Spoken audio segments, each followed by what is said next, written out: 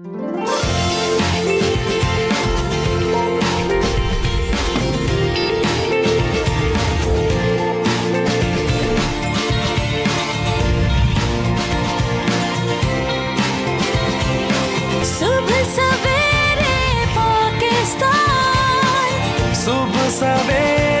पाकिस्तान, सुबह सवेरे पाकिस्तान। अस्सलाम वालेकुम जी, सुबह सवेरे पाकिस्तान में बहुत खुशामदीद। मैं हूं शिफा यूसुफजई और मैं हूं उवैस मंगलवाला। मेरी तरफ से भी आप सबको अस्सलाम वालेकुम। खुदा का शुक्र है कि उसने हमें आज की सुबह देखना नसीब फरमाई। आज की सुबह का आगाज़ जो है, वैसे तो सारी दुनिया इस चक्कर में कर रही है कि भाई क्रिकेट का मैच है, क्रिकेट का मैच होगा, पाकिस्तान श्रीलंका खेलेंगे, और श्रीलंका ने जो एशिया कप में पाकिस्तान के साथ किया था देखते हैं कुछ शहर दे लोग भी जालिम सन, कुछ शहर द मौसम भी जालिम सी। तो देखते हैं, सोचना चाहिए क्या था मसला और अब उसको कैसे बेहतर किया जा सकता है। बिल्कुल बिल्कुल, सोचेंगे नहीं तो उस वक्त तक मामला हल नहीं होगा। 60 सेकंड न्यूज देखते हैं। फ़लस्तीन पर हमारी खारजा पॉलिसी पहले दिन से वाज़ेह है, निगरान वज़ीर आज़म। साबिक वज़ीर आज़म शाहिद खकान अब्बासी का आइंदा इलेक्शन में हिस्सा न लेने का ऐलान। गैर कानूनी मुकीम गैर मुल्कियों के पाकिस्तान छोड़ने में 21 दिन बाकी। इस्लामाबाद, खैबर पख्तूनख्वा, कश्मीर और पंजाब के कई इलाकों में बारिश। क्रिकेट वर्ल्ड कप में पाकिस्तान टीम अपना दूसरा मैच आज श्रीलंका के खिलाफ खेलेगी। वर्ल्ड कप के मैच में न्यूजीलैंड ने नीदरलैंड्स को 99 रन से हरा दिया। गजा पर इसराइली बमबारी, फ़लस्तीनी शहदा की तादाद 687 हो गई। इसराइल में हलाक होने वालों में 11 अमरीकी शहरी शामिल, अमरीकी सदर। पाकिस्तानी नयाद हमजा यूसुफ के ससुराल वाले गजा में फंस गए। लंदन, कनाडा और स्पेन में फ़लस्तीनियों की हिमायत में एहतजाजी मुजाहिरे। सुबह सवेरे पाकिस्तान। वेलकम बैक जी। जब हम अक्टूबर का महीना में दाखिल होते हैं तो हमारे जहन में एक चीज़ आती है, पिंक टोबर।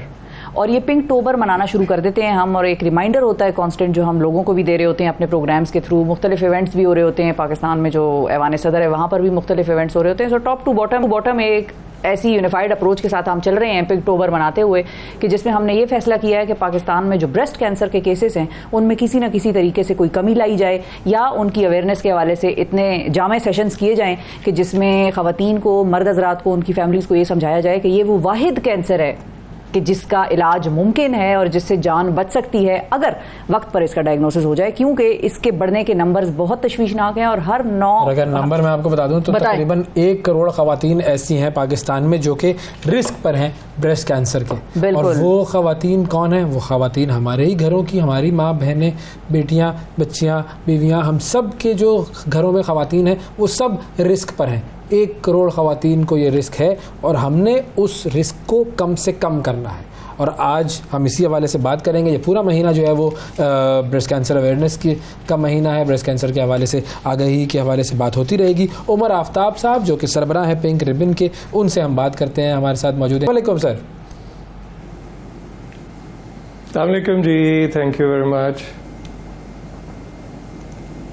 बहुत शुक्रिया सर, आपने वक्त निकाला। सबसे पहले तो इस साल का जो पिंक टोबर है उसकी कोई ख़ास थीम, कोई स्पेशल मैसेज जो इस साल हम बार बार लोगों को देने की कोशिश करें और लोगों को समझाएं, वो क्या है?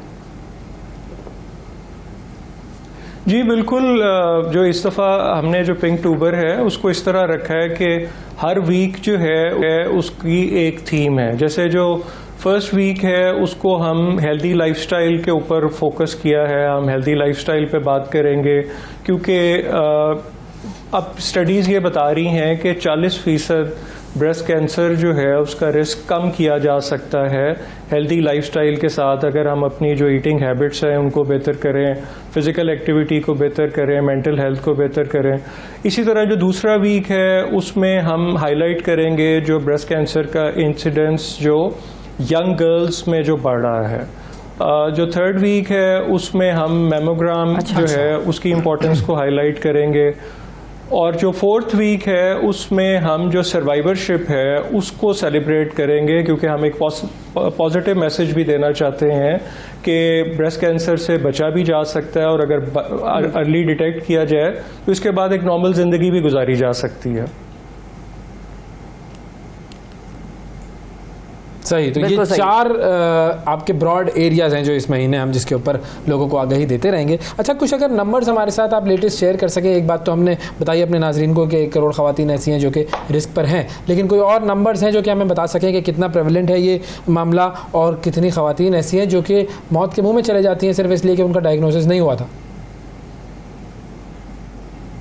जी बिल्कुल। एक तो इस सारी कैंपेन के बावजूद जो है अभी भी हम ये देखते हैं कि अनफॉर्चुनेटली तकरीबन कोई जो 70% खवातीन जो हॉस्पिटल में रिपोर्ट करती हैं वो 3rd स्टेज या इससे ज़्यादा पे होती हैं। यानी इसका मतलब ये है कि अभी भी हमें इस इशू के बारे में बार बार बात करने की ज़रूरत है।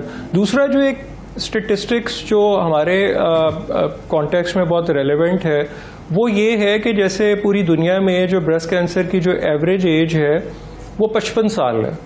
अच्छा, पाकिस्तान में हम ये देख रहे हैं कि जो एवरेज एज है ब्रेस्ट कैंसर की वो 35 साल है, यानी तकरीबन 20 साल की एज कम है। और हैविंग सेड दिस, पिछले 2-3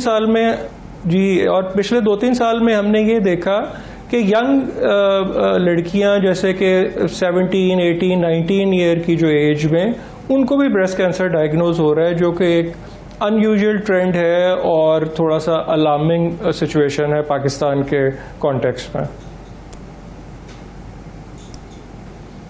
तो इसकी वजह क्या है कि ये जो खवातीन जो यंग हमारे यहाँ पे 20 साल कम क्यों है ये, जिसके कोई स्पेसिफिक रीजंस हमारे सामने आए? जी देखिए, जो इसमें ये ज़्यादा अलार्मिंग इसलिए है कि जो नॉन रिस्क फैक्टर हैं जैसे कि ये कि कोई फैमिली हिस्ट्री होना या और ब्रेस्ट फीडिंग का ना कराना या कॉन्ट्रासेप्टिव्स का ज़्यादा इस्तेमाल करना। अच्छा, ये जो यंग बच्चियां हैं इनमें हम देख रहे हैं कि इस तरह का कोई रिस्क फैक्टर जो है वो नहीं है। जो इसमें जो एक चीज़ वही अगेन बात जो है वो ये है कि जो हम खुराक इस्तेमाल कर रहे हैं अनफॉर्चुनेटली जो ऐसी खुराक जिसमें कि स्टीरॉइड्स मिले हुए हैं, जिसमें हार्मोन्स हैं और बहुत सारे ऐसे जो प्रिजर्वेटिव्स हमारे यहाँ खुराक में यूज़ हो रहे हैं, जो कलर्स यूज़ हो रहे हैं, जो आर्टिफिशियल ऐसी चीज़ें उनकी। अच्छा, मैं और अगर आप के देखने वालों के लिए अगर इसको मैं और क्विक कंपैरिजन में आपको एक बताऊं कि जैसे पाकिस्तान में जो रिस्क है वो हर 9 में से 1 खातून को है और इंडिया में जो ये रिस्क है वो 22 में से 1 को है। यानी कि हम एक ही खित्ते के लोग, एक ही तरह के लोग, एक ही जीन्स के लोग, तो क्या वजह ऐसी हुई कि हमारे यहाँ ये जो रिस्क है ये तकरीबन 3 गुना बढ़ गया। उसकी वजह कि जो हम पोल्ट्री खा रहे हैं, जो हम दूध इस्तेमाल कर रहे हैं, जो उसको स्टीरॉइड्स के जो इंजेक्शन लगाए जा रहे हैं वो हालांकि बैन है। आपने उसके ऊपर कुछ अर्सा पहले सुप्रीम कोर्ट में इस इशू को उठाया, वहाँ पे उसको चीज़ों को इनको बैन भी किया गया, बट अनफॉर्चुनेटली आज के दिन भी हम ये देख रहे हैं कि जो हमारी जो खुराक है उसमें जो इम्प्योरिटीज़, अब ये जो स्टीरॉइड्स और हार्मोन्स जो यूज़ होते हैं दूध में या चिकन में या जानवर को बड़ा करने में, ये ह्यूमन हेल्थ के लिए तो नुकसानदेह हैं, ये फीमेल हेल्थ के लिए डायरेक्टली नुकसानदेह हैं। क्योंकि आप अगर आजकल देखें तो अगर आप 20 साल पहले में और आज में देखें तो जो हार्मोनल इश्यूज हैं वो आजकल हमारी यंग बच्चियों में और खवातीन में हार्मोनल इश्यूज जो हैं वो बहुत ज़्यादा बढ़ गए हैं।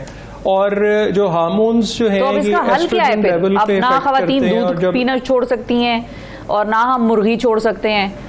और हम ये भी जानते हैं कि पाकिस्तान में किसी चीज़ पर बैन लगने का भी मतलब ये नहीं है कि वो हतमी तौर पर पाकिस्तान से बैन हो गई।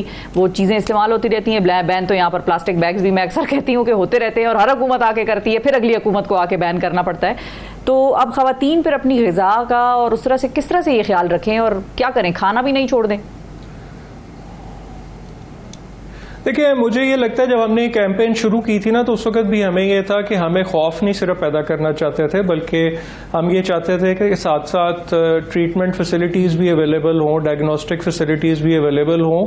अब इस बात को भी हाईलाइट करने का मकसद ये है कि देखें मार्केट जो है वो डिमांड से चलती है ना।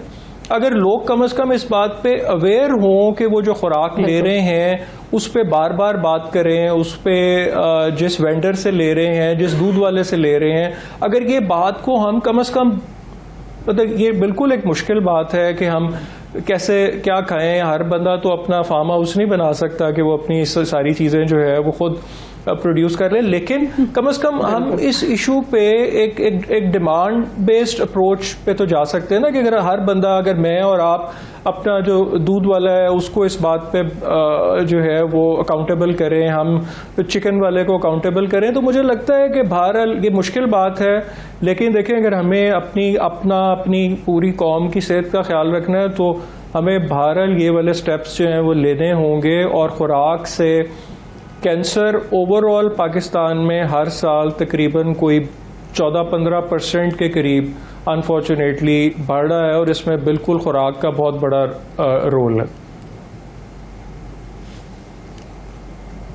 अच्छा सर, ये बताइए जो आपने बात की कि जी हम जब कहते हैं कि जी अर्ली स्टेजेस में डिटेक्ट हो गया तो वो ट्रीटेबल होता है, लेटर स्टेजेस में ज़ाहिर है वो ट्रीटेबल नहीं होता, तो ये जो स्टेजेस हैं ये कितनी हैं और कौन कौन सी है? थोड़ा सा अगर मुख्तसरन हमें एलाबोरेट कर सकें इस चीज़ को कि ये क्या क्या है।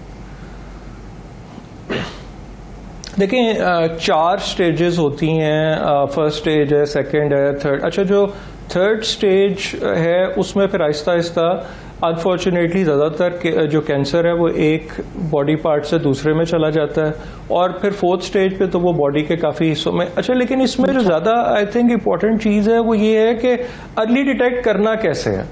देखिए, अर्ली डिटेक्ट करने के लिए जो फर्स्ट स्टेप है वो ये है कि किसी भी खातून ने उस एज के बाद जब उसको पीरियड्स शुरू होते हैं उसके बाद उसने महीने में अपना एक दिन फिक्स करना है, और उस एक दिन उसने अपना सेल्फ एग्जामिनेशन करना है। उससे होता ये है कि अगर जब हर माह कोई खातून जो है वो अपना सेल्फ एग्जामिनेशन करती है तो कोई भी चेंज जो है वो उसको फौरी तौर पे पता लगती है। और चेंज देखनी क्या है, वो ये है कि अगर छाती के किसी हिस्से में या बगल के नीचे कोई भी गिल्टी है, वो अगर आपकी जो छाती की स्किन है अगर उसके ऊपर कोई डिम्पलिंग या कोई रैशेस हों, और अगर कोई निपल से किसी तरह का कोई ब्लड का डिस्चार्ज है, तो ये वो सिम्टम्स हैं जिनको फौरी तौर पे सीरियस लेना है। अच्छा, दूसरा जो स्टेप है वो ये सेल्फ एग्जामिनेशन के बाद के 20 साल की एज के बाद कम से कम 2 से 3 साल में एक दफ़ा आप अगर अपना डॉक्टर से मुआयना कराएं, और वो डॉक्टर कोई भी गायनाकोलॉजिस्ट, कोई भी जनरल फीमेल डॉक्टर जो है वो हो सकती है। और थर्ड स्टेप ये है कि 40 साल की एज के बाद आप 2 साल में एक दफ़ा अपना मेमोग्राम जो है वो ज़रूर करवाएं। तो ये बेसिकली ज़्यादा इंपॉर्टेंट चीज़ें हैं जो लोगों को पता होनी चाहिए कि सबसे पहले उन्होंने अपना सेल्फ एग्जामिनेशन करना है। वो उसके लिए आपको कहीं बाहर नहीं जाना, आपको किसी डॉक्टर के पास नहीं जाना। पिंक रिबन की वेबसाइट पे भी इंफॉर्मेशन अवेलेबल है, और अगर आप यूट्यूब पे देखें तो बहुत सारी बहुत डिटेल्ड ऐसी वीडियोस मौजूद हैं जो आपको बहुत एलेबोरेटेड वे से बताती हैं कि आपने अपना सेल्फ एग्जामिनेशन किस तरह करना। बिल्कुल सही। अब इलाज की हमारे पास कौन कौन सी फैसिलिटीज़ मौजूद हैं, किस लेवल तक का इलाज हो जाता है पाकिस्तान में, कहाँ कहाँ पर होता है, और क्या इसका जो सक्सेस रेशो है वो? अच्छा, इलाज में देखें, मतलब पिंक रिबन ने फॉर एग्जांपल जैसे लाहौर में पहला डेडिकेटेड ब्रेस्ट कैंसर हॉस्पिटल बनाया है। इसी तरह पाकिस्तान एटॉमिक एनर्जी कमीशन जो है उनके तकरीबन कोई 20 से ज़्यादा हॉस्पिटल्स मौजूद हैं। लेकिन इस चीज़ में जो इम्पोर्टेंट बात हाईलाइट करने की है वो ये है कि ख़वातीन का घर से निकल के हॉस्पिटल जाना, ये जितनी हम कैंपेन कर रहे हैं, ठीक है, इस पे बात होनी शुरू हो गई है, पहले बात नहीं होती थी इसको, लेकिन अभी भी हम थोड़ा सा इस बात पे अभी तक थोड़ी सी मुश्किल देख रहे हैं कि वो जो हमने ये एक्शन में कन्वर्ट करना है इस सारी गुफ्तगू को कि ख़वातीन को जब कोई सिम्टम हो वो फौरी तौर पे हॉस्पिटल जाएं, वो अभी अनफॉर्चुनेटली नहीं हो पा रहा। फैसिलिटीज़ अवेलेबल हैं, बड़े शहरों में अवेलेबल हैं। अच्छा, इसमें इलाज में जैसे अगर बिल्कुल अर्ली डिटेक्ट हो तो सिर्फ एक सिंपल सर्जरी जो है उससे बचा जा सकता है, और अब तो इतनी सर्जरी एडवांस हो गई है कि बजाय वो पूरा ब्रेस्ट को रिमूव करने के सिर्फ उतने हिस्से को जो है वो ट्रीट किया जा सकता है। अगर ब्रेस्ट रिमूव करनी पड़े तो रिकन्स्ट्रक्शन भी जो है वो भी अब अवेलेबल है, वो भी हो जाती है। उसके अलावा फिर जैसे रेडिएशन है, फिर कीमोथेरेपी है। कीमोथेरेपी, अच्छा, अब कीमो जो है, एक तो ये कि एक्सपेंसिव बहुत है। अगर हर्सेप्टिन के फॉर एग्जांपल कोई 15 से 18 किसी को डोजेज लगने हैं, तो इसका मतलब ये है कि तकरीबन कोई 10-12 लाख रुपए का एक्सपेंस हो जाता है।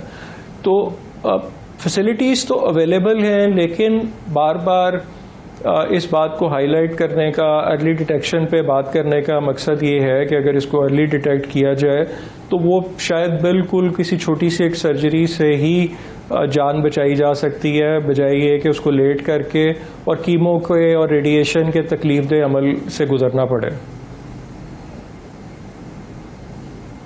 अच्छा, मेमोग्राम कितना सस्ता है या कितना महंगा है? क्योंकि अगर हम ये कैंपेन चला रहे हैं कि ज़्यादा से ज़्यादा ख़वातीन मुआयना करें, तो कुछ तो चलें घर में कर लेंगी, कुछ को तरीका समझ में आ जाएगा, लेकिन कुछ जिनको हल्का सा शक हो या जो खुद से ना कर सक रही हो, वो अगर हॉस्पिटल्स में आती हैं तो मेमोग्राम कराने के लिए कितना खर्चा उनका हो जाएगा? क्योंकि हमें ये भी जहन में रखना है कि अगर मेमोग्राम सस्ता होगा तो इलाज पर ज़्यादा रकम खर्च नहीं करनी पड़ेगी। अगर मेमोग्राम बेसिक बुनियादी सहूलत ही अगर महंगी रख दी हमने, तो फिर तो हमारे ख़वातीन डिस्करेज होंगी। अच्छा, देखिए, जैसे पिंक रिबन अपने हॉस्पिटल में फ्री डायग्नोस्टिक दे रहा है और अनफॉर्चुनेटली जो हमारे यहाँ जो पेशेंट टर्नआउट है वो बहुत कम है फ्री होने के बावजूद। इसी तरह पंजाब गवर्नमेंट के साथ हम काफ़ी अरसे से काम कर रहे थे और उन्होंने पिछले तकरीबन कोई 1-1.5 साल में पंजाब में तकरीबन कोई 15 के करीब नई मेमोग्राम फैसिलिटीज़ जो हैं वो शुरू की हैं। और you will be surprise to know कि पंजाब गवर्नमेंट फॉर एग्जांपल 1000 रुपये में अपने जो हॉस्पिटल्स हैं उनमें अल्ट्रासाउंड फैसिलिटी भी दे रहे हैं, मेमोग्राम फैसिलिटी भी दे रहे हैं। लेकिन उसके बावजूद वो जितने सेंटर्स हैं उनमें जो पेशेंट टर्नआउट है to come and get themselves checked for mammogram, वो ना होने के बराबर है। बल्कि वो, मैं कुछ दिन पहले ही पंजाब गवर्नमेंट के कुछ ऑफिशियल से बात कर रहा था और वो कह रहे हैं जी देखिए, हमने आपके कहने पे मशीनें तो लगा ली हैं, लेकिन अब वो इतना एक्सपेंसिव इक्विपमेंट जो है वो अनयूटिलाइज पड़ा हुआ है कि वो लोग चेकिंग अपने आप को चेक कराने के लिए नहीं आ रहे। अनफॉर्चुनेटली हमारे यहाँ मेमोग्राम 90% अभी भी उस स्टेज पे यूज होता है जबकि कोई चीज डायग्नोज हो जाती है, लेकिन वो जो प्रिवेंशन का जो कॉन्सेप्ट है मेमोग्राम का अभी तक उस पर यूज नहीं हो रहा। तो अब इस पूरी कैंपेन को सक्सेसफुल बनाने के लिए, चलो मीडिया पर जो चीज़ें आ रही हैं ठीक है, लोगों के पास वो मैसेज एक हद तक तो पहुंच रहा है, मज़ीद कौन कौन से ऐसे एवेन्यूज़ हैं या डोमेन्स हैं जहां से लोगों को हम टारगेट करके इस इंफॉर्मेशन तक पहुंचा सकते हैं, या क्या प्लान्स हैं इसके? लेकिन जैसे आपने देखा होगा कि कल से जो फ़ोन में रिंगटोन है वो भी चेंज हो गई है। मतलब ये पीटीए का हम बहुत शुक्रगुजार हैं कि पिछले 3 साल से वो रिंगटोन को चेंज करते हैं। अब ये मुझे इत्तफाक हुआ पिछले दिनों में नवाब शाह, लाड़काना, जामशोरो, इंटीरियर सिंध में लोगों से बात करने का, तो वो ये बताते हैं कि ये जो रिंगटोन है ये एक ऐसा मीडियम है जो कि बिल्कुल एक ग्रास रूट लेवल पे और बिल्कुल एक इलिटरेट से इलिटरेट खातून या मर्द जो है उसके लिए भी ये एक बड़ा इफेक्टिव मीडियम है। इसके अलावा ये कि जैसे हम काफ़ी इंगेज्ड हैं जो लेडी हेल्थ वर्कर प्रोग्राम है उसके साथ, और वो भी एक ऐसा मीडियम है जो ग्रास रूट पे अवेलेबल है और उनके ट्रेनिंग में भी अब ब्रेस्ट कैंसर के ऊपर उनको ट्रेन किया जाता है। इसके अलावा हमारा यूथ प्रोग्राम है पिंक रिबन, हर साल अक्टूबर से स्टार्ट करके तकरीबन कोई 200 से ज़्यादा कॉलेजेस यूनिवर्सिटीज़ में जाता है। और हमने ये देखा है कि ये जो हमारा जो यूथ प्रोग्राम है ये भी एक बहुत इफेक्टिव मीडियम है। एक तो यंग जो लड़कियां हैं उनको इस इशू के ऊपर सेंसिटाइज करने में जो है वो आसानी होती है, और दूसरा ये कि वी हैव सीन के उनके थ्रू हम उनके जो हाउस होल्ड है यानी उनकी जो मदर और खाला फुप्पो घर की जो और ख़वातीन हैं उन तक भी ये मैसेज जो है ये पहुंचता है। और हम अभी भी इसी तरह की बहुत सारी मल्टीपल चीज़ें नेशन वाइड कर रहे हैं, कराची से पेशावर तक कर रहे हैं। हम इस साल हमारा टारगेट ये है कि हमने कोई 300 के करीब जो कॉलेजेस यूनिवर्सिटीज़ अक्रॉस पाकिस्तान में उनमें जाना है, और तकरीबन कोई 2 लाख से ज़्यादा जो यंग स्टूडेंट्स हैं उनको हमने इंशाल्लाह इस साल टारगेट कर रहे हैं। तो बिल्कुल इस इशू को बार बार हर जगह पे हाईलाइट करने की ज़रूरत है, ताकि अभी भी ये जो ख़वातीन जो 3rd स्टेज पे हम देख रहे हैं कि आ रही हैं, हमने इसको बिल्कुल कन्वर्ट करना है इस उसमें कि बिल्कुल अर्ली सिम्टम के साथ जब तक ख़वातीन डॉक्टर पे प्रेजेंट नहीं होती। इंशाल्लाह जी बहुत बड़ा कॉज है ये, और सबको इसका साथ भी देना चाहिए। और सबसे इम्पोर्टेंट चीज़ ये है कि अगर आपने अपने आप को बचाना है, अपने घर की ख़वातीन को बचाना है, तो फिर आगे बढ़ना ही पड़ेगा। बहुत शुक्रिया अदा करेंगे। उमर साहब हमारे साथ मौजूद थे, सरबराह पिंक रिबन। लेते हैं वक्फे के बाद दोबारा मिलते हैं। सुबह सवेरे पाकिस्तान।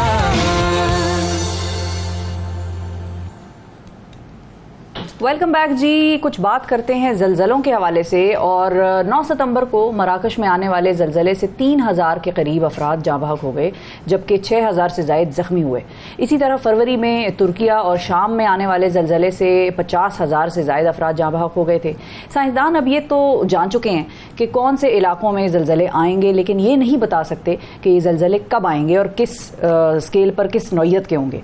आज हम आपको बताते हैं कि ज़लज़ले क्यों आते हैं और कौन से इलाके ज़लज़ले की जद में आने वाले वक्तों में आ सकते हैं। अच्छा, बुनियादी तौर पर ज़लज़ला जो है वो उस वक्त आता है कि जब ज़मीन के अंदर जो मतलब बेसिक जो साइंटिफिक फिनोमेना है इसका वो ये है कि ज़मीन के अंदर होती हैं कुछ टेक्टोनिक प्लेट्स। अब ये जब टेक्टोनिक प्लेट्स आपस में ये टकराती हैं तो ज़लज़ला आता है। और ये जो टेक्टोनिक प्लेट्स हैं ये करोड़ों साल पहले वजूद में आई थी और बहुत आहिस्तगी से ये हरकत करती हैं। लेकिन आप इसके हुजूम का अंदाज़ा लगाएं ना कि ये ज़मीन के अंदर है तो ये कितनी बड़ी प्लेट्स होंगी, और जब ये हिलती हैं ज़रा सी हल्की सी इसके अंदर हरकत होती है तो ऊपर जो है वो पूरा निजाम बिल्कुल, और मौजूद ये किसी एक इलाके में होती हैं और कितने ममालिक को ये अपनी रेंज इसकी कितनी ज़्यादा बढ़ जाती है। अच्छा, जब ये आपस में मिलती हैं या जुदा होती हैं, या फिर यूँ कहिए कि वो जो मतलब इस तरह से प्लेट है तो या तो आपस में आके ये टकराएगी या एक दूसरे से अलग होगी, उसकी मूवमेंट उस वजह से होगी, या फिर ये एक दूसरे के ऊपर चढ़ेंगी। तो मूवमेंट की ये 2-3 इसके बुनियादी कॉजेज होते हैं। तो उसकी वजह से फिर ज़मीन में एक प्रेशर जन्म लेता है, एक दबाव जन्म लेता है, और जो एनर्जी है वो बाहर की तरफ निकलती है, और इस एनर्जी की वजह से ज़मीन हिलने लगती है, और इस फिनोमेना को हम बुनियादी तौर पर ज़लज़ला कहते हैं। बिल्कुल, वो जो कहते हैं ना अर्थक्वेक, जोल्ट्स जी, तो वो जोल्ट्स जो हैं वो झटके वो इसलिए हमें समझ में आते हैं। ज़मीन के अंदर 7 बड़ी और ढेर सारी छोटी छोटी टेक्टोनिक प्लेटें जो हैं वो मौजूद हैं। हमें ऐसा लगता था जब शुरू में पाकिस्तान में वो बड़ा ज़लज़ला आया था अक्टूबर का, तो हमें ये लगता था कि भाई शायद कुछ ही प्लेटें होंगी, लेकिन ऐसा नहीं है। कुछ 7 बड़ी प्लेटें और फिर बहुत सारी छोटी छोटी प्लेटें जो हैं वो मौजूद हैं ज़मीन पर। और बड़ी प्लेटों पर हमारे बर्रे आज़म ठहरे हुए हैं, जबकि एक प्लेट पर बहरे ओकियानूस मौजूद है। एशिया और यूरोप एक टेक्टोनिक प्लेट पर बिखरे हुए हैं, और कैलिफोर्निया ऐसी जगह पर वाक़ है जहां 2 प्लेटें साथ साथ मौजूद हैं। यही मामला चीन और तुर्किया समेत कई ममालिक में देखा जा सकता है, और इन ममालिक में बहुत ज़्यादा ज़लज़ले भी आते हैं। मतलब क्योंकि वो 2 प्लेट्स आपस में जहाँ पर जुड़ती हैं तो मूवमेंट का अंदेशा ज़्यादा होता है, तो इसीलिए इन इलाकों में ज़्यादा ज़लज़ले आते हैं। अच्छा, अब साइंसदान जो है वो बेसिकली ये तो जान गए हैं कि इन प्लेटों की वजह से ज़लज़ला आता है, लेकिन किस वक्त आना है ज़लज़ले ने ये तयन नहीं हो सकता, क्योंकि अभी इतना डेटा हमारे पास मौजूद ही नहीं है। क्योंकि हम चाहते हैं कि पहले से उसकी प्रोडक्शन हो जाए तो सेफ्टी मेजर्स ले लिए जाए। मतलब हमने जो मेजर्स हैं वो क्या लिए हुए हैं कि हमने ज़लज़ला प्रूफ बिल्डिंग्स बना दी हैं। जापान में बहुत ज़लज़ले आते हैं, वहाँ की बिल्डिंग्स को जो है बहुत ज़्यादा सेफ तस्वुर किया जाता है। दुबई की बिल्डिंग्स के बारे में अक्सर ये बात कही जाती है कि दुबई की जो बिल्डिंग्स हैं वो ज़्यादातर, अब जो नई इमारतें वहाँ तामीर हो रही हैं वो ज़्यादातर जो हैं वो शॉक प्रूफ या अर्थक्वेक प्रूफ जिसको कहते हैं वो हैं। लेकिन वही बात है कि पहले से बताया नहीं जा सकता कि कब ज़लज़ला आएगा। हाँ, अच्छा, अब एक बात साइंसदान जान चुके हैं, और वो ये है कि जो टेक्टोनिक प्लेट्स हैं उनकी वजह से जिस जगह पर ज़लज़ला आता है वहाँ से एनर्जी वेव्स जो है वो दूसरे इलाकों की तरफ सफ़र करती हैं, और उसमें कुछ वक्त लगता है। तो अगर फॉर एग्जांपल एक पॉइंट है जहाँ पर ज़लज़ला आया है, उससे एनर्जी ने ट्रांसफ़र करना शुरू किया, वो दूसरी जगह पहुँचने में उसको थोड़ा सा वक्त लगेगा। ये टाइम जो है ये बड़ा इंपॉर्टेंट है। 2011 में जब जापान का एक इलाका था उसमें ज़लज़ला आया, उसका मरकज़ से टोक्यो जो है वो 232 मील दूर था, और टोक्यो में लहरें पहुँचने में लगा तकरीबन 1 मिनट। अच्छा, तो इसी पहलू को देखते हुए अब मुख्तलिफ हुकूमतें जो हैं वो बेसिकली एक वार्निंग मैसेज का निज़ाम कायम कर रही हैं, ताकि एक जगह पर अगर ज़लज़ला आए तो वो दूर दराज के जो इलाके हैं या जो शहर हैं या जो गाँव हैं उनको पहले से वार्निंग दे दी जाए। तो अगर आपको 1 मिनट पहले वार्निंग मिल जाती है तो आपके पास ये टाइम है कम से कम, हाँ इतना है ज़रूर कि आप ख़तरनाक किस्म की इमारत से या वैसे भी अदरवाइज इमारत से आप बाहर निकल आएँ और अपने बच्चों को या आपके साथ जो बुजुर्ग अफराद मौजूद हैं उनको बाहर निकालने में कामयाब हो सकें। इससे तो जानी नुकसान कम होगा, बहुत कम हो जाएगा। अच्छा, दुनिया भर में इसी से 80 से 90% ज़लज़ले जो हैं वो एक वसी इलाके में आते हैं जिसे साइंसदान रिंग ऑफ फायर कहते हैं। ये उनकी टर्मिनोलॉजी है, रिंग ऑफ फायर, बिल्कुल। और ये उनकी टर्मिनोलॉजी, और इसी से वो प्रिडिक्ट करते हैं कि भाई इस इलाके में ज़लज़ला आया, ज़्यादा आए, कम आए। ये इलाका बहरा ओकियानूस के इर्द गिर्द मौजूद ममालिक पर मुश्तमिल है, और जिनमें जापान, फिलिपाइन, कैलिफोर्निया, अलास्का, अच्छा फिर मैक्सिको और चिली समेत कई दीगर ममालिक जो हैं वो इसमें शामिल है। और ये जो एरिया है ना पूरा, ये कहलाता है रिंग ऑफ फायर। ये रिंग ऑफ फायर, सबसे ज़्यादा ज़लज़ले यहाँ पर आते हैं। और फिर यहाँ पर दुनिया के 3/4 आतिशफ़शा पहाड़ भी मौजूद हैं, बिल्कुल 3/4, बिल्कुल बिल्कुल, वो भी यहाँ पर मौजूद हैं और उनसे भी ज़ाहिर है एक मूवमेंट, और वो भी जब आतिशफ़शा फटता है, और अगर वो एक्टिव आतिशफ़शा हैं, कुछ जो हैं वो एक्टिव आतिशफ़शा नहीं होते, यानी कि वो बिल्कुल खुश्क हो जाते हैं और उनके अंदर एक्टिविटी जो है वो आने वाले सालों में ख़त्म हो जाती है। माजी में वो किसी वक्त में एक्टिव आतिशफ़शा रहे होंगे। अच्छा, इस इलाके में छोटी बड़ी कई टेक्टोनिक प्लेटें मौजूद हैं, और आपस में अगर ये टकराती हैं तो फिर यहाँ पर ज़लज़ला आता है, और ये टकरा सकती भी हैं। आने वाले वक्तों के लिए भी ये साइंसदानों ने प्रेडिक्शन की है कि ये आगे भी टकरा सकती हैं, और जब प्लेटें टकराती हैं तो फिर ये आतिशफ़शा पहाड़ों को भी जन्म देती हैं। और इससे अब ये एक नया फिनोमेना भी है कि हमें लगता था शायद आतिशफ़शा पहाड़ पहले से कहीं मौजूद हैं, पहले से भी मौजूद होंगे, लेकिन ये टेक्टोनिक प्लेट से ही बिल्कुल रिलेटेड है। और यही वजह है कि जिन इलाकों में इन प्लेट्स के किनारे मौजूद हैं वहाँ सबसे ज़्यादा आतिशफ़शा पहाड़ पाए जाते हैं। जी, तो ये पूरा एक साइंटिफिक मैकेनिज्म है, linked, lot of things linked, मतलब इलाके का। अच्छा, बहुत सारे ऐसे भी साइंसदान हैं जिन्होंने मौसमों के हवाले से भी प्रेडिक्शंस दी हैं कि जिन इलाके या जहां बहुत ज़्यादा मौसमी तब्दीलियां होती हैं, ज़ाहिर है वो मौसमी तब्दीलियां जो हैं वो ज़मीन के अंदर के जितने भी वो जो कहते हैं ना कोर, और उसके बाद ऊपर वाले एक लेयर, और फिर उससे ऊपर सरफेस, और वो सारी चीज़ हमने भी साइंस में पढ़ी है, तो वो उस सारी चीज़ में भी हलचल की वजह बनते हैं। तो ये भी बड़ा होता है, साइंसदानों ने मौसम के हवाले से भी बड़ी बात की। ज़लज़लों, कुरान में भी वो सूरह ज़लज़ाल जो है उसमें वो ज़लज़ले के हवाले से, अब ज़मीन के हिलने के हवाले से बात की है कि ज़मीन हिलेगी, और ज़मीन जब हिलेगी तो अपना सब कुछ वो बाहर निकाल देगी। तो खैर वो क़यामत की भी एक तरीके से मंजर कशी की गई है, ज़लज़लों के हवाले से भी बात है। तो बुनियादी तौर पर फ़िज़िकल फिनोमेना है, कॉज जो है वो अल्लाह ताला की ये पूरा जो एक निज़ाम उसने बनाया है वो है। और फिर वो जो अहादीस उसके हवाले से मिलती है कि जब इलाकों पर ज़लज़लों की कसरत हो जाएगी, जब गुनाह बढ़ जाएंगे तो ज़लज़लों की कसरत हो जाएगी। अब जो साइंटिफिक लोग हैं या जो तो कह रहे हैं, जो कहते हैं कि नहीं जी उसका तो मसला नहीं है, इससे क्या ताल्लुक़ हो सकता है, तो ये बुनियादी तौर पर चूँकि पीछे से चलाने वाली ज़ात जो है वो दुनिया को, वो तो कोई और है ना, तो ये उसका फिनोमेना है, ये उन साइंसदानों का ना डोमेन है ना उनके समझ में आने की बात है। बिल्कुल, तो वो वो देखते हैं जो उनको नजर आ रहा है जी। बिल्कुल, तो कुछ चीज़ें ऐसी हैं जो नज़र नहीं आती, और हमारा ईमान उन्हीं गैब की चीज़ों पर है कि जो नज़र नहीं आती, और ज़ाहिर है उसके हवाले से मुख्तलिफ अदवार में मुख्तलिफ बशारतें भी फिर हमारे सामने आती रही हैं, और हमने देखा भी बहुत सारे मौज़े भी साइंसदानों की समझ से बाहर हैं। ना साइंस उसको जस्टिफाई कर सकती है, और ना ही जो है वो कोई इंसानी अक्ल उस तरह से उसको कोई कुछ समझा सकता है। एक्सप्लेनेशन ही उसकी नहीं है, एक्सप्लेनेशन ही नहीं है। कुछ चीज़ें अल्लाह ताला के हुक्म पे होती हैं और वो वैसे ही चलती रहेंगी। बिल्कुल ऐसा ही है। तो जी ये तो थोड़ी सी कुछ हमने कुछ मालूमाती बात आपको दे दी ज़लज़लों वगैरह के हवाले से। बस दुआ ये है कि अल्लाह ताला हम सबकी हिफाजत फरमाए। वक्फा ले लेते हैं, वक्फे के बाद दोबारा हाजिर होंगे, हमारे साथ रहिएगा। सुबह सवेरे पाकिस्तान। वेलकम बैक सुबह सवेरे पाकिस्तान में एक मरतबा फिर खुशामदीद। अब बात करते हैं क्रिप्टो करेंसी और फॉरेक्स ट्रेडिंग की। आजकल बहुत सारे इंटरनेट पर एड्स आप देखें ना, वीडियो पे जाते हैं, वो सोशल मीडिया पर यूट्यूब पे ऐड आ रहे होते हैं, फलाना फॉरेक्स ट्रेडिंग, फलाना फॉरेक्स ट्रेडिंग, मैं इससे लाखों रुपए रोज कमा रहा हूँ, इस तरह की बातें कर रहे होते हैं। वो डॉलर के साइन बनाए होते हैं लोगों को अट्रैक्ट करने के लिए, या क्रिप्टो करेंसी के साइन बनाए होते हैं, वो बिटकॉइन वाला साइन बनाया होता है, और उससे वो खुद को मार्केट कर रहे होते हैं और लोग उससे अट्रैक्ट होते हैं। अब क्रिप्टो करेंसी का जो मामला है वो तो पाकिस्तान ने वैसे ही पाबंदी, अब ये एक अलग डिबेट है है कि भाई सारी दुनिया कर रही है, हमने पाबंदी लगाई हुई है, उसकी वजूहत क्या है। लेकिन फॉरेक्स का काम जो है वो तो उस पर तो कोई पाबंदी नहीं है। अब हो क्या रहा है, बहुत सारे लोग इस कारोबार में जाते हैं और उसके बाद लाखों रुपए के नुकसान उठाते हैं, लुट जाते हैं और उनको पता नहीं होता कि ये काम करना किस तरह है। एक तो ये फैक्टर, और दूसरा फैक्टर ये कि इस काम में बेवकूफ़ बनाने वाले, फ्रॉड करने वाले बहुत ज़्यादा मौजूद हैं। तो अब आपने इस तरह के फ्रॉड से बचना कैसे है, अपना सरमाया बचाना कैसे है, दौलत को अपनी ज़ाया कैसे होने से बचाना है, ये है हमारा आज का मुद्दा। और हमारे साथ हैं जी फाइनेंशियल मार्केट्स एक्सपर्ट्स जनाब बदर तनवीर साहब। अस्सलाम वालेकुम बदर। वालेकुम सलाम। कैसे हैं बदर, ठीक ठाक हैं आप? अल्हम्दुलिल्लाह जनाब, सबसे पहले तो हम आगाज़ इस तरह से कर लें कि क्या आप भी कभी इस तरह की किसी फ्रॉड का निशाना बने, या ठोकर खा के सीखा, या पहले से सीखे सिखाए थे? नहीं, मुझे नहीं हुआ, अलबत्ता लोगों को बहुत ज़्यादा होता है। उसकी वजह ये है कि लोग यहाँ पर आते हैं कि ये बहुत आसान काम लगता है, मतलब इसमें लिक्विडिटी बहुत ज़्यादा लिक्विडिटी मौजूद है, और आसान इतना है कि मोबाइल पे जस्ट बाय और सेल करना होता है, क्लिक करो और पैसे कमाओ। ये एडवर्टाइज क्लिक करने पे आपके लाखों रुपए इन्वेस्ट हो जाते हैं, और विद इन मिनट्स हजारों डॉलर, लाखों डॉलर आपके डूब जाते हैं। अच्छा, अब जरा थोड़ा सा डिफाइन अगर कर दें, एक तो क्रिप्टो की मार्केट को डिफाइन करें और एक फॉरेक्स की मार्केट को, ये थोड़ा सा डिफाइन कर दें ताकि लोगों को समझ में आ जाए।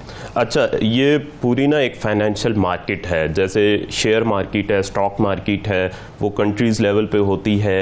ये जो फॉरेक्स मार्केट है बेसिकली ये एक इंटरनेशनल फाइनेंशियल मार्केट है, और इसकी एक पूरी लिक्विडिटी, एक पूल है जो बेसिकली बैंक्स ने डिज़ाइन किया हुआ है। अच्छा। और बहुत से ब्रोकर्स होते हैं जो बैंक से लिक्विडिटी बाय करते हैं और रिटेलर्स तक पहुंचाते हैं, और कुछ इसकी ऐप्स बनी हुई हैं, और वो सारी ऑफिशियल ऐप्स हैं जो बैंक्स ने जारी की हुई हैं, उन पर बेसिकली ये ट्रेडिंग होती है। अच्छा, जहां तक आ गई बात, ट्रेडिंग होती है डॉलर, यूरो, पाउंड वगैरह की। Dollar forex basically currency pairs में ट्रेड होती है, करेंसी पेयर्स में और कमोडिटीज में, जैसे गोल्ड है, सिल्वर है, और ये इनको आप डॉलर, पाउंड या यूरो के पेयर में ट्रेड करते हैं। कभी भी आप डॉलर में सिर्फ ट्रेड नहीं कर सकते, सिर्फ गोल्ड में ट्रेड नहीं कर सकते, पेयर्स होते हैं इनके। अच्छा। हाँ, उनमें ट्रेड होती है। रही बात क्रिप्टो की, तो क्रिप्टो भी बेसिकली इसी तरह का एक ब्लॉकचेन प्रोजेक्ट था जो 2008 में शुरू हुआ, और ये बेसिकली डिजिटल करेंसी है, और सेम है, तकरीबन ऑलमोस्ट सेम है, बहुत सारी चीज़ें डिफरेंट भी हैं, लेकिन ये डिजिटल करेंसी है और ये भी फाइनेंशियल मार्केट ही है। इसमें भी लोग इन्वेस्ट करते हैं, कॉइन्स खरीदते हैं, फ्यूचर मार्केट है, स्पॉट मार्केट है, और इस तरह से चीज़ें हैं। तो इसमें ये तो फॉरेक्स जो है वो पाकिस्तान में अलाउड है कानूनी, और क्रिप्टो जो है वो पाकिस्तान में अलाउड नहीं है। हाँ, फॉरेक्स भी जो है ना, वो जो कुछ ब्रोकर्स हैं PMEX वगैरह, उनसे अलाउड है, बहुत सारे इलीगल ब्रोकर्स भी काम कर रहे हैं। तो क्रिप्टो जो है ना वो अभी तक अलाउड नहीं है, और हम भी नहीं करते, और कोई भी नहीं करता, और किसी को करना भी नहीं चाहिए। तौबा कर लेना भाई, नहीं करते, हम कहाँ करते हैं। बहरहाल ये है कि ये जो है ना रिस्कफुल मार्केट है, एक फाइनेंस का, वो इकोनॉमिक्स का एक कोट है कि मोर रिस्क मोर प्रॉफिट। अब यहाँ पे रिस्क इन्वॉल्व है बहुत ज्यादा, मतलब ये कि आप क्लिक करते हैं, आपके $10,000, $20,000 चले जाएंगे मार्केट में फौरन से। इससे पहले शेयर मार्केट थी और स्टॉक मार्केट थी, मतलब उसमें ये होता था कि आपने कोई शेयर खरीदना है तो जब तक उसे कोई बेचने वाला नहीं है तो आप नहीं खरीद सकते। सही है। यहाँ पे ऐसे होता है कि आप क्लिक करते हैं तो वो बिक जाता है, क्लिक करते हैं तो $1,00,000 आपके पास आ जाते हैं, मतलब वो फौरन से इन्वेस्ट हो जाता है। और ये रिस्क है। अब यानी कि ये चीज भी जहन में रखिए नाजरीन के, जो चीज अलाउड है यहाँ पर पाकिस्तान में, तो वैसे अगर आप किसी चीज की रिकवरी के लिए या डैमेजेस क्लेम के लिए जाएंगे तो जो लीगल चीज है वो भी आपको पैसा वापस नहीं मिलता।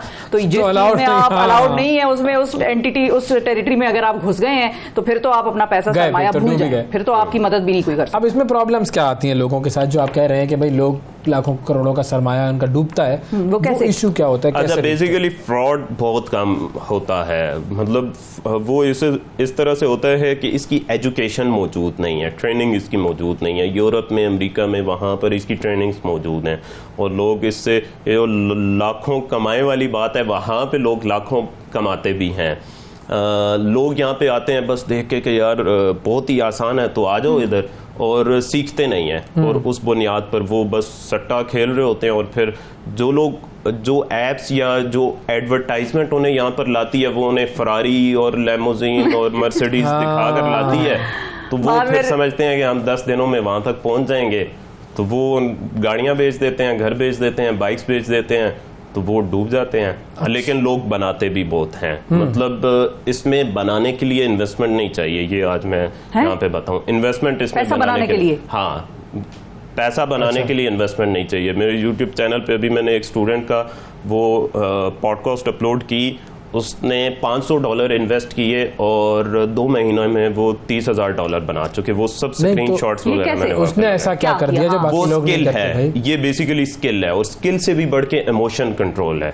मतलब इसमें ये होता है कि मार्केट ऊपर नीचे हो रही है, बहुत ज्यादा वोलेटाइल है। हाँ, अब मैं असल गेम बताता हूँ क्या है असल गेम। असल गेम ये है कि आपने डॉलर खरीद लिया, ठीक है, अब वो बहुत वोलेटाइल है। गोल्ड खरीद लिया, फर्स्ट करें गोल्ड खरीद लिया, गोल्ड 18,000 से 19,000 पर एक दिन में ऊपर नीचे हो जाता है बाज़ औक़ात रुपए। हाँ, अब डॉलर में, अब गोल्ड आपने खरीद लिया, डिजिटल डॉलर की बात करूं फॉरेक्स मार्केट में, अब डॉलर आपने खरीद लिया, अब मार्केट जो है ऊपर जाना शुरू हो गई। अब आपका इम्तिहान होता है, इमोशंस का इम्तिहान होता है कि ये मैं बेच दूं या ना बेच दूं, कब बेचूं, कितना प्रॉफिट लूं। फर्ज करें आप थोड़ा सा प्रॉफिट लेके निकल जाते हैं, वो मजीद ऊपर जाता रहता है। अब आपकी अफसोस खराब होती है, यार ये क्या हो गया। अच्छा, फर्ज करें वहां आप नहीं बेचते, वो नीचे आ जाता है, फिर आप रोते हैं, ये क्या हो गया। अच्छा, फर्ज करें कि फिर आगे मजीद चलेंगे, यार यहाँ पे मैं इसे काट दूं या ना काटूं, आप उसको नो लॉस नो प्रॉफिट पे काट देते हैं, वो फिर ऊपर चला जाता है, फिर आप परेशान। ये बेसिकली इमोशन कंट्रोल है। असल में स्किल जो है वो 10-20% है, लेकिन लोग स्किल भी नहीं सीखते, और ना वो इमोशन। आप कह रहे थे कि लोग अपनी गाड़ियां घर भर बेच देते हैं, ये नौबत कब आती है? ये नौबत इस तरह से आती है कि जब आप इब्तदा में इन्वेस्ट करते हैं ना $100 $200, तो उसकी तो आपको टेंशन, वो तो एक छोटी सी इन्वेस्टमेंट है। अच्छा, वो होता है इस तरह से है कि वो सट्टा लोग खेलते हैं, और वो होते होते बहुत से लोगों के 100-200 1000-2000 बन जाते हैं, और नॉर्मली 100-200 400-500 तो आराम से बन जाते हैं, छोटी रकम डबल। अब हमारी आवाम कैलकुलेटर निकालती है फौरन से, यार इधर अगर मैंने $10,000 इन्वेस्ट किए होते तो मेरा तो क्या काम ही हो गया होता, ये 20,000 बन चुके होते। अब जब वो 10,000 इन्वेस्ट करती है तो फिर इमोशंस खराब हो जाते हैं और वो डूब जाते हैं। यानी लालच और सट्टा इन दोनों की कॉम्बिनेशन है ना, जो इंसान को डुबाती है। हाँ, डुबाती है। आप सट्टा खेल रहे हैं, जुआ है बुनियादी तौर पर, तो वो वैसे ही बना है, सबको पता है। अब ये तो आपने सारी कहानी सुनाई हमें फॉरेक्स की, जो कि एक लीगल ट्रेड है। अब उस पे आ जाते हैं जो कि गैर कानूनी है, पाकिस्तान में हो रहा है, अब लोग लुट भी रहे हैं और उनको पता नहीं है, अब करें क्या? अच्छा, गैर कानूनी मतलब इसमें इसके नाम पर बहुत सारी ऐप्स ऐसी इंट्रोड्यूस हो जाती हैं कि जो बेसिकली फॉरेक्स है नहीं। फॉरेक्स जो है, फॉरेक्स मार्केट के मतलब अगर आपने कुछ देखना है तो PMEX की वेबसाइट है, स्टेट बैंक की वेबसाइट्स हैं, बहुत सारे ब्रोकर्स काम कर रहे हैं जो लीगल हैं। हाँ। सब ऑफिशियल मौजूद है, वहां पर लोग सर्च नहीं करते। ये जो छोटी छोटी एप्स, मैं क्रिप्टो करेंसी की बात कर रही हूं। अच्छा, क्रिप्टो करेंसी, मैं फॉरेक्स की बात नहीं, मैं क्रिप्टो का कह रही हूँ कि वो तो लोगों को पता ही नहीं है ना। एक है भी ऐसी नीश मार्केट है कि हर एक उसके बारे में जानता भी नहीं है, और हमारा स्टेट बैंक और ये सारे इदारे क्योंकि उसको ओन नहीं करते, तो उस पर भी उसके हवाले से मेरा नहीं ख्याल कि कोई ऐसी इन्फॉर्मेशन होगी जो लोगों के लिए फायदेमंद हो। अच्छा, क्रिप्टो में भी बेसिकली ये एजुकेशन चाहिए। सबसे पहली एजुकेशन तो ये चाहिए कि यार इसमें रिस्क इन्वॉल्व है, और बहुत ज़्यादा रिस्क इन्वॉल्व है, और इतना रिस्क इन्वॉल्व है कि वो जो इंडिया के हैं गौतम अडानी, वो भी दूसरे नंबर पे थे, एलॉन मस्क के साथ पहुंच गए थे। अच्छा, हुआ ये कि उनकी कुछ इंफॉर्मेशंस लीक हुई, एक कंपनी ने लीक की, तो उनके जो शेयर्स है ना वो सिर्फ नीचे गिरे, तो वो दूसरे से कोई 50वें पे पहुंच गए। मतलब उन्हें इतना नुकसान हुआ, एक इतने अमीर बंदे को भी इतना नुकसान हो सकता है। तो इसमें रिस्क मौजूद है। अगर आपने बनाना है तो रिस्क को सामने रख के आपने आना है।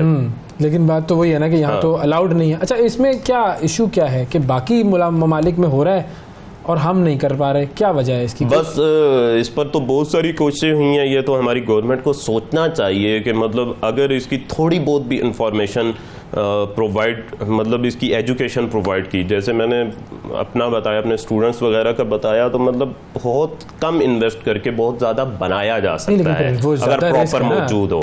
अच्छा, क्या एक लेकिन एजुकेशन आप काम करें ना, जब जहां आपको, मतलब हमें तो बचपन में ये सिखाया जाता है कि देखो जहां ₹1 इन्वेस्ट करके ₹100 आते हुए नजर आ रहे हो ना, वो गड़बड़ है भाई मामला। हमें तो बचपन में यही सिखाया गया था। इजी मनी और फास्ट मनी, इन दोनों चीजों से रहना दूर, शॉर्टकट जो है ना, तो ये ऐसा ही है ना जाल नहीं, शॉर्टकट तो नहीं है। उसकी वजह यह है कि आपको जो सीखने का प्रोसेस है ना वो 2-3 माह का नहीं है, वो साल 2 साल 3 साल 4 साल का ठीक है। हाँ, साल 2 साल 3 साल जो आप एनर्जी इन्वेस्ट कर रहे हैं, जो आप टाइम और मनी इन्वेस्ट कर रहे हैं सीखने के लिए, वो भी तो एक इन्वेस्टमेंट है ना। लेकिन उसके क्या बाद बंदा परसेंटेज होती है लोगों की कि जो इसमें पैसे बना पाते हैं, और क्या परसेंटेज होती है जो बस सिर्फ चकाचौंध देखकर जाते हैं और फिर आखिर में रोते हैं?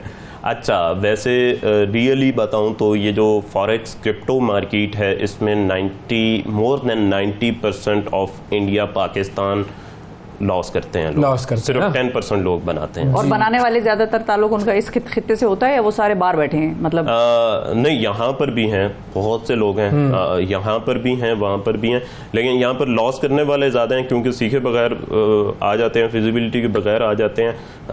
कमाने वाले बहुत कम है, लेकिन जो कमा रहे हैं वो इतना बना रहे हैं कि जो लॉस कर रहे हैं ये 10% उतना बना रहे हैं। वो वही बात है कि मामला ये है कि वो 2-4 लोगों को फरारी नजर आ रही है, बाकी जो है वो बस उसी लॉ में बह के वो आगे चलते हैं। क्या कोई ऐसा मैकेनिज्म है हुकूमत का कि जो ये क्रिप्टो करेंसी वाले जो लोग हैं, जो लोगों को वर्गलाते हैं, बहुत सारे तो ऐसे होते हैं कि अच्छा भला बंदा बैठा है, उसके साथ कोई आके कहीं बैठ जाता है, वो बातें होती हैं शुरू, और बातों में ही वो वर्गलाया जाता है बेचारा। क्रिप्टो का कभी कुछ सुना? ऐसी बात हाँ, ऐसे सर आजकल वो ये बताएं डॉलर कितने का, अच्छा तो ये बताएं क्रिप्टो कितने का चल रहा है, तो ये तो बड़ा मैं तो कर रहा हूँ, मैंने उससे कमा लिया, आप भी लगाएं। इस तरह से करके ना लोगों को वर्गला लिया, फंसा लिया, और फिर उनके गए पैसे डूब।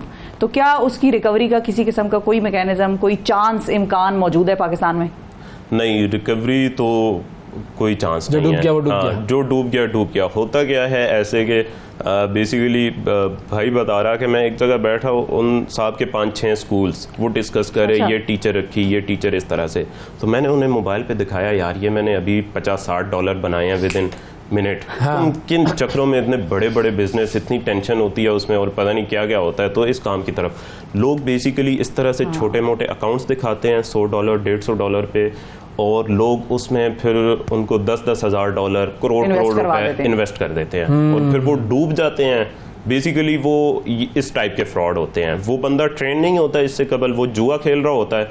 जब आप उस पर इन्वेस्ट कर जाते हैं और वो डूब जाते हैं तो फिर आप रोते हैं। बस ये बेसिकली ये इन्वेस्टमेंट अप्रोच जो है ना, इसकी अवेयरनेस की जरूरत है पाकिस्तान में बहुत। बिल्कुल, ये तो वो पैसा है जो नजर नहीं आता। आप नाजरीन यकीन करेंगे पाकिस्तान में, मतलब पाकिस्तान में तो जमीन नजर नहीं आती। आपने करोड़ों रुपए दे दिए और वो आपको कहेगा कि आपकी जमीन तो नक्शे पे नजर आ रही है लेकिन जमीन पे मौजूद नहीं है। तो ये जब आलम हो जिस मुल्क में कवानीन का और रिकवरीज का, बेसिकली तो इंडस्ट्री का भी मसला है ना कि जो आप कह रहे हैं कि 90% तो भाई लॉस होना ही है। 10 अगर आप या तो बहुत ही कोई खुशकिस्मत तरीन इंसान में शामिल हैं तो आप 10% लोगों में शामिल होंगे, कर लेंगे। मतलब थोड़ा सा जहाँ पर देखें, सबसे बड़ी जो इन्वेस्टमेंट होती है ना, वो आप पर इन्वेस्टमेंट होती है, अपने आप। हाँ, अपने आप पर इन्वेस्टमेंट होती है। मतलब मेरा चैनल है तो लोग आकर मुझे कह रहे होते हैं कि सर $1,00,000 मेरे ले लें मैनेज करने, $2,00,000 ले लें।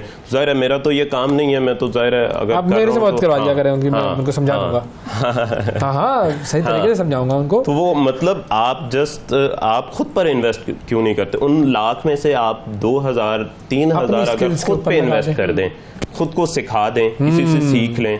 बिल्कुल, तो लेकिन उसमें भी ये है कि झटके काफी खा के आप उस मंजिल तक पहुंचेंगे, और वो झटका बड़ा लगता है या छोटा लगता है ये आप पर मुनहसर है कि आप किस स्मार्टनेस से खेलते हैं। और उस झटके के नतीजे में मुमकिन है आप पहुंच भी जाएं ऊपर। इजी मनी और फास्ट मनी। हाँ, इजी मनी, फास्ट मनी और शॉर्टकट। नाजरीन ये हमेशा ध्यान में रखिए कि ये गड़बड़ की तरफ निशानदेही करता है। बिल्कुल, बहुत शुक्रिया अदा करेंगे। बदर तनवीर साहब हमारे साथ मौजूद थे। नाजरीन वक्फा लेते हैं, वक्फे के बाद दोबारा हाजिर होंगे, हमारे साथ रहिएगा। सुबह सवेरे पाकिस्तान। वेलकम बैक जी। सुबह सवेरे पाकिस्तान में एक मरतबा फिर खुशामदीद। गाड़ी ख़राब हो जाए तो सबसे बड़ा मसला ये होता है कि आपको एक अच्छा मैकेनिक मिले और वो अच्छे तरीके से, आसान तरीके से गाड़ी को सही कर दे, और ऐसे मैकेनिक जो है वो जिसको मिल जाए, खराब भी ना करे। हाँ बिल्कुल, और ऐसे मैकेनिक जिसे मिल जाए वो बड़े खुशकिस्मत लोग होते हैं जी। आज हम आपकी मुलाकात करवा रहे हैं एक ऐसे मैकेनिक से, एक ऐसे इंजीनियर से जो गाड़ी ठीक तो करते हैं लेकिन तरीका उनका बड़ा अलग है। वो स्टेथोस्कोप की मदद से गाड़ी ठीक करते हैं, गाड़ी का फॉल्ट ढूंढते हैं, यानी कि वो गाड़ियों के डॉक्टर हैं। नहीं तो क्यों गाड़ियों दिल धड़कता है क्या? ये तो अब उन्हीं से पूछेंगे, उन्हीं से जानेंगे कि भाई मामला क्या है, दिल धड़कता है या सांस लेते हुए वो बेचारी खर कर रही होती हैं, क्या कर रही है? जी पूछते हैं जी। हमारे साथ मौजूद हैं जी इजाजुल्लाह साहब। अस्सलाम वालेकुम इजाज साहब। वालेकुम सलाम, थैंक यू सर। सर आपका बहुत शुक्रिया, आपने प्रोग्राम के लिए टाइम निकाला। ये बताइए ये कैसे आप सही करते हैं गाड़ियाँ, स्टेथोस्कोप का इस्तेमाल इसमें कैसे होता है? सर आप लोग का बहुत शुक्रिया कि आपने हमें मौका दिया। इस तरह है सर कि जब गाड़ी में मसला आ जाए तो सबसे पहला स्टेप जो होता है वो डायग्नोसिस का होता है।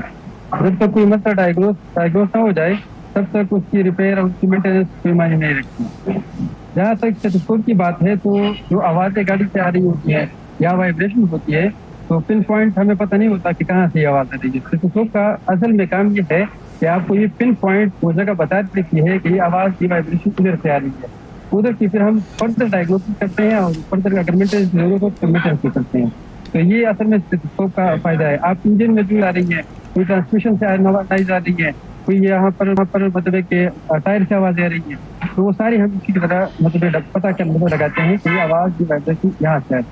तो ये स्टेथोस्कोप का एक सिंपल सा काम होता है। तो जो बाकी मैकेनिक हैं, हाँ। अच्छा, तो जो बाकी मैकेनिक हैं जो स्टेथोस्कोप इस्तेमाल नहीं करते, तो उनके तरीका इलाज में और आपके तरीका इलाज में क्या फर्क है? मतलब अगर आप स्टेथोस्कोप इस्तेमाल ना करें तो आपको गाड़ियों की आवाजें वगैरह नहीं आएंगी या जो? हाँ बताएं। जी जी।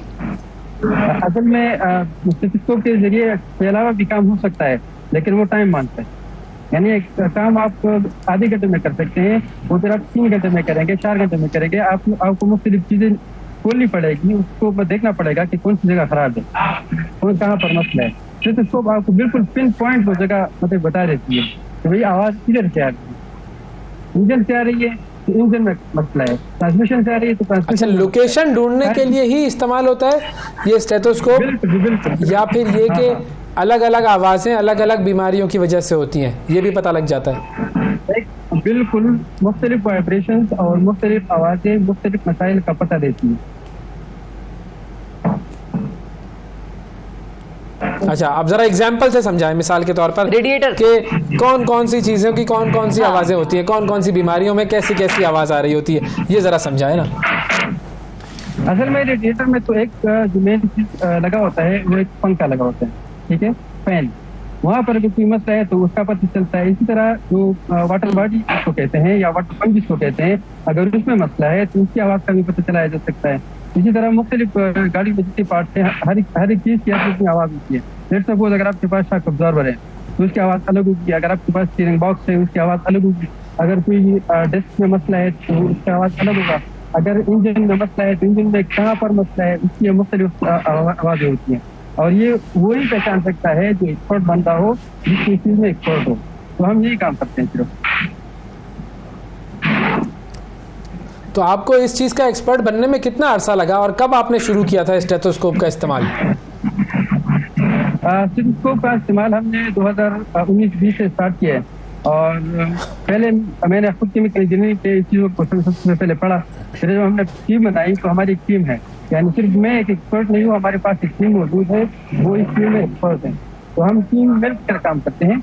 और मतलब कि मुझे खुद तकरीबन 4-5 सालों के इस फील्ड से रिलेटेड तो थोड़ा एक्सपीरियंस मुझे भी है। मतलब कि इस हवाले से हम इस अंदाज से काम करते हैं। तो ये आगाज किसने किया था, ये आइडिया किसको आया कि भाई ये इस चीज को इस्तेमाल करो, स्टेथोस्कोप को? ये किसी डॉक्टर ने आइडिया दिया था? नो सर, असल में जो प्रोफेशनल जगह होती हैं वहाँ पर ये इस्तेमाल बाकायदा होता है। आप ट्वेटा चले जाएं, आप होंडा चले जाएं, आप किसी भी मतलब के बड़े शोरूम में चले जाएं जिनके पास मेंटेनेंस सेटअप हो, तो उनको पता है कि ये मतलब कि जो स्टेथोस्कोप है वो इस्तेमाल होता है। काम उन लोगों को पता नहीं है तो वो इस्तेमाल नहीं कर सकते। हमें पता था तो हमने इस्तेमाल कर दिया और इस्तेमाल कर रहे हैं। सही है, ठीक है। अच्छा, अब लड़कों को तो ज्यादा पता होता है गाड़ियों वाड़ियों के बारे में, ठीक है, लेकिन लड़कियों को जरा कम पता होता है, लेकिन ड्राइविंग वो भी बहुत ज्यादा करती हैं आजकल। तो आपसे हम जरा कुछ खास टिप्स लेना चाहूंगी मैं लड़कियों के लिए कि अपनी गाड़ी जब वो चला रही हैं तो कौन कौन सी चीज पर नजर रखें, ध्यान रखें, और कौन सी चीज गाड़ी में ऐसी हो जिसके बाद आप फौरन गाड़ी को डॉक्टर के पास ले जाएं या आपको पता चल जाए कि भाई गाड़ी में कुछ गड़बड़ हो रही है। सबसे पहले जो एक्सपीरियंस ड्राइवर होते हैं उनको तो अक्सर पता होता है। जहाँ तक खवातीन की बात है तो एक मसला ये है कि गाड़ी का जो डैशबोर्ड है उसमें लाइट आती है, उसमें चेक इंजन लाइट आता है, उसमें ट्रांसमिशन का लाइट आता है, उसमें दूसरे वगैरह लाइट्स आते हैं।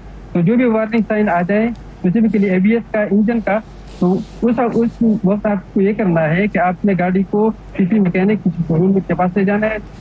प्रॉपर एक डायग्नोसिस स्कैनर होता है, उसी के थ्रू फिर वो डायग्नोस होता है।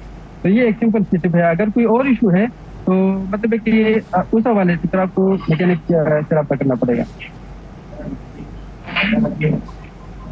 नहीं मतलब वो होता है ना कि गाड़ी से आवाज आ रही है या चल रही है तो वो लग रहा है कि जैसे वो गाड़ी की अलाइनमेंट ठीक नहीं, वाइब्रेट कर रही है। बिल्कुल। तो इस किस्म की कौन सी चीजें हैं जो कि चलाते हुए खवातीन को ध्यान रखना चाहिए? एक तो जो गाड़ी आप आइडल पोजीशन में हो या जब मतलब कि स्लो हो और गाड़ी वाइब्रेशन कर रही हो, तो इसका मतलब है कि इसकी जो सस्पेंशन पार्ट है या इंजन की जो बेसिकली फाउंडेशन, उसमें मसला है। तो ज्यादातर वाइब्रेशंस और जो आवाजें होती हैं वो गाड़ी को रुकवाती नहीं है। यानी कि उसमें ये मसला नहीं होता कि आपको गाड़ी चलाने में मसला हो, लेकिन ये है कि आप देर तक उसको चलाए रखें तो आपकी गाड़ी और मजीद खराब हो सकती है। जहाँ तक जो सीवियर प्रॉब्लम्स होते हैं, वो जो वार्निंग लाइट होती है गाड़ी के डैशबोर्ड में, वो आपको पता देती है कि अभी मेरे गाड़ी में एक जेन्युइन मसला है, कंप्यूटर ने मुझे बता दिया है। तो सीधी सारी आवाजें और जो वाइब्रेशन हैं उसके साथ आप गाड़ी चला सकते हैं। मैं एक बार फिर रिपीट कर रहा हूँ, लेकिन ज्यादा देर चलाने की वजह से आपकी गाड़ी में मसाइल और भी पैदा हो सकते हैं, उसके पार्ट वीयर एंड टियर का शिकार हो सकते हैं और आखिरकार आपको खुदा न खास्ता कोई एक्सीडेंट का मसला भी आ सकता है। इसीलिए जो भी आवाजें पैदा होती है टाइम पे मेंटेनेंस मतलब कि आप जाया करें और उस हवाले से मतलब कि रिपेयर का काम किया करें। अच्छा, जब लोग आपको देखते हैं ये गाड़ी का इलाज स्टेथोस्कोप से करते हुए, तो उनका क्या रिएक्शन होता है? उन्हें आपको समझाना पड़ता है कि भाई ये मामला है? हैरान होते हैं वो? ये सर जब हमने ये काम शुरू किया तो लोग अक्सर हंसते पीछे होते थे कि आपने डॉक्टर वाला हाल लाया कर रहे हैं, तो कोई मतलब है कि वो हंसी मजाक में उड़ाते थे। लेकिन अभी लोगों को पता चल गया है कि इससे एक जेन्युइन मसला क्या कहते हैं पता चल सकता है। पहले लोगों का रिएक्शन थोड़ा सा मजाही अभी था, थोड़ा सा हैरान सुन दिया, लेकिन अभी क्योंकि वो आज हो गए 3-4 साल हमें इस फील्ड में इधर हो गए तो लोगों को पता चलता है कि भाई ये यहाँ पर प्रॉपर अंदाज से इस्तेमाल करते हैं। पहले मसला थोड़ा सा लोगों की तरफ से होता था, वो मजाक से उड़ाते थे, लेकिन जब पता चला ऐसा तो अभी सब कुछ नॉर्मल है। लोग फिर आहिस्ता आहिस्ता सुधर ही जाते हैं। जबरदस्त जी, बिल्कुल। बहुत शुक्रिया अदा करेंगे जी। इजाजुल्लाह साहब हमारे साथ मौजूद थे, कार डॉक्टर इनको हम कहेंगे, ना इंजीनियर ना मैकेनिक, बिल्कुल कार डॉक्टर हैं जी। और कार डॉक्टर जो है वो स्टेथोस्कोप की मदद से जांच लेता है आवाज़ सुनकर कि गाड़ी में क्या प्रॉब्लम है। ये यूनिक बात है और ऐसी यूनिकनेस चाहिए हर मामले को सॉल्व करने में, यूनिकनेस लेकर आप देखो मसले सॉल्व। और हमारे यहाँ लोगों का ज्यादातर जनरली एटीट्यूड ये है कि ये तो मसला है, प्रॉब्लम आ गई, प्रॉब्लम। हर प्रॉब्लम का सोल्यूशन, हर प्रॉब्लम का सोल्यूशन मौजूद है। ऐसी कोई दुनिया में प्रॉब्लम नहीं बनी जिसका सोल्यूशन मौजूद ना हो, क्योंकि प्रॉब्लम बनी इसलिए है कि उसका सोल्यूशन मौजूद है। बिल्कुल। तो अगर आप इंसान होने के बावजूद, अशरफुल मखलूकात होने के बावजूद किसी चीज को, प्रॉब्लम को सॉल्व ना कर सके तो फिर तो आपने बस फिर आप पे शक होना चाहिए। शक ना करें, वक्फा लें, वक्फे के बाद दोबारा आते हैं। सुबह सवेरे पाकिस्तान। वेलकम बैक जी। अब कुछ बात करते हैं पाकिस्तान के तालीमी निज़ाम की। और पाकिस्तान में तालीमी निज़ाम बेहतर होगा तभी इस मुल्क की तरक्की का ख्वाब जो हम आंखों में सजाए बैठे होते हैं वो पूरा कर सकेंगे। अगर तालीम कैसे ये तरक्की का तालीम का निज़ाम बेहतर, मैं तो पहले कह रही हूँ, मैं तो इस चीज़ में आपसे एग्री करती हूँ कि ये बहुत ज़्यादा फंडिंग है। मतलब इतना पैसे का तालीम पर लगाना तो खुला इसराफ मैं इसको अब कहूंगी, इससे ज्यादा और मैं क्या टर्मिनोलॉजी इसके लिए इस्तेमाल करूं। लेकिन हैविंग सेड दैट, कुछ लोग ऐसे हैं जो तालीमी निज़ाम को बेहतर बनाने के लिए दीवानावार कोशिशें कर रहे हैं। उन्हीं में से एक से आपकी मुलाकात आज हम कराते हैं। इनको क्वीन से अवार्ड भी मिल चुका है पाकिस्तान में तालीमी खिदमात के लिए। पाकिस्तान की क्वीन से नहीं, बरतानिया की क्वीन से। बिल्कुल, उनको ज्यादा इंटरेस्ट है हमारे पाकिस्तान के तालीमी निज़ाम में। अंदाजा लगाएं 2.3 मिलियन की जो फंडिंग है, सीट फंडिंग, वो भी इन्होंने जमा की थी और अब ये पैसा ये जमा कर पाकिस्तान की तालीम पर लगा रहे हैं। हारून यासीन साहब हमारे साथ मौजूद है। तालीमाबाद इनका प्रोजेक्ट है और ये बेसिकली डिजिटल डिसरप्शन है तालीम के मैदान में। कैसे डिजिटल मीडिया की मदद से ये तालीम फैला रहे हैं, टीचर्स को ट्रेन कर रहे हैं, ये सारा मामला किस तरीके से होगा, हारून यासीन साहब से बात करते हैं। अस्सलाम वालेकुम हारून साहब। बहुत शुक्रिया हारून, आपने वक्त निकाला। सबसे पहले तो अब जाहिर है तालीम के शोबे में बहुत सारे लोग काम कर रहे हैं, तो आप लोगों के 3 ऐसे हम अगर पूछें आपसे कि हाइलाइट्स क्या हैं, आपने ऐसी कौन सी 3 चीजें की हैं जो बाकी कोई नहीं। तालीमाबाद की मदद से क्या 3 पॉइंटर्स आपने अचीव किए? सबसे पहली चीज़ तो ये है कि तालीमाबाद का मानना ये है कि जब हर बच्चे के अंदर पोटेंशियल होता है और हर बच्चे के अंदर वो काबिलियत है और चाहे एक बच्चा एलीट स्कूल में जा रहा है, पब्लिक स्कूल में जा रहा है या लो फी स्कूल में जा रहा है, उसके अंदर इक्वल अमाउंट्स ऑफ कैपेबिलिटी है जब वो शुरू करते हैं। सही है। दूसरा हमारा बिलीव ये कि उस कैपेबिलिटी को अनलॉक करने के लिए अगर आपने बच्चे का इंटरेस्ट गेज कर लिया, आपने नोटिस किया होगा बच्चे फोन पूरा दिन लेके बैठे रहते हैं, टीवी पे कार्टून पूरा दिन देखते रहते हैं, जब पढ़ने की बारी आती है तो वो अक्सर नहीं राजी होते। ऐसा ही है। तालिमा का सबसे इंपॉर्टेंट पॉइंट ये है कि हमने कार्टून्स को ही उठाया, एनिमेशंस को ही उठाया, गेम्स को ही उठाया जो फोन्स पे वो खेलते हैं और उसके अंदर उनकी पढ़ाई डाल दी, विच मीन्स कि बच्चा अब अपने पेरेंट्स से खुद मांगता है कि उसने तालीमाबाद के थ्रू पढ़ना है। आई थिंक ये एक बहुत बड़ा पैराडाइम शिफ्ट है जो कि हमारे पूरे मुल्क में भी होना चाहिए।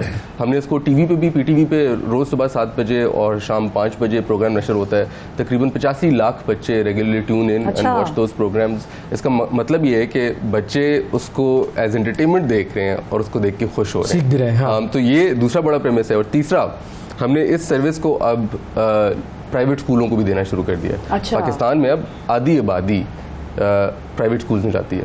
बाहर के ममालिक में प्राइवेट स्कूल जाना एक बड़ा छोटा सा नॉर्म है, पब्लिक स्कूलिंग वो है बहुत बड़ा नॉर्म है।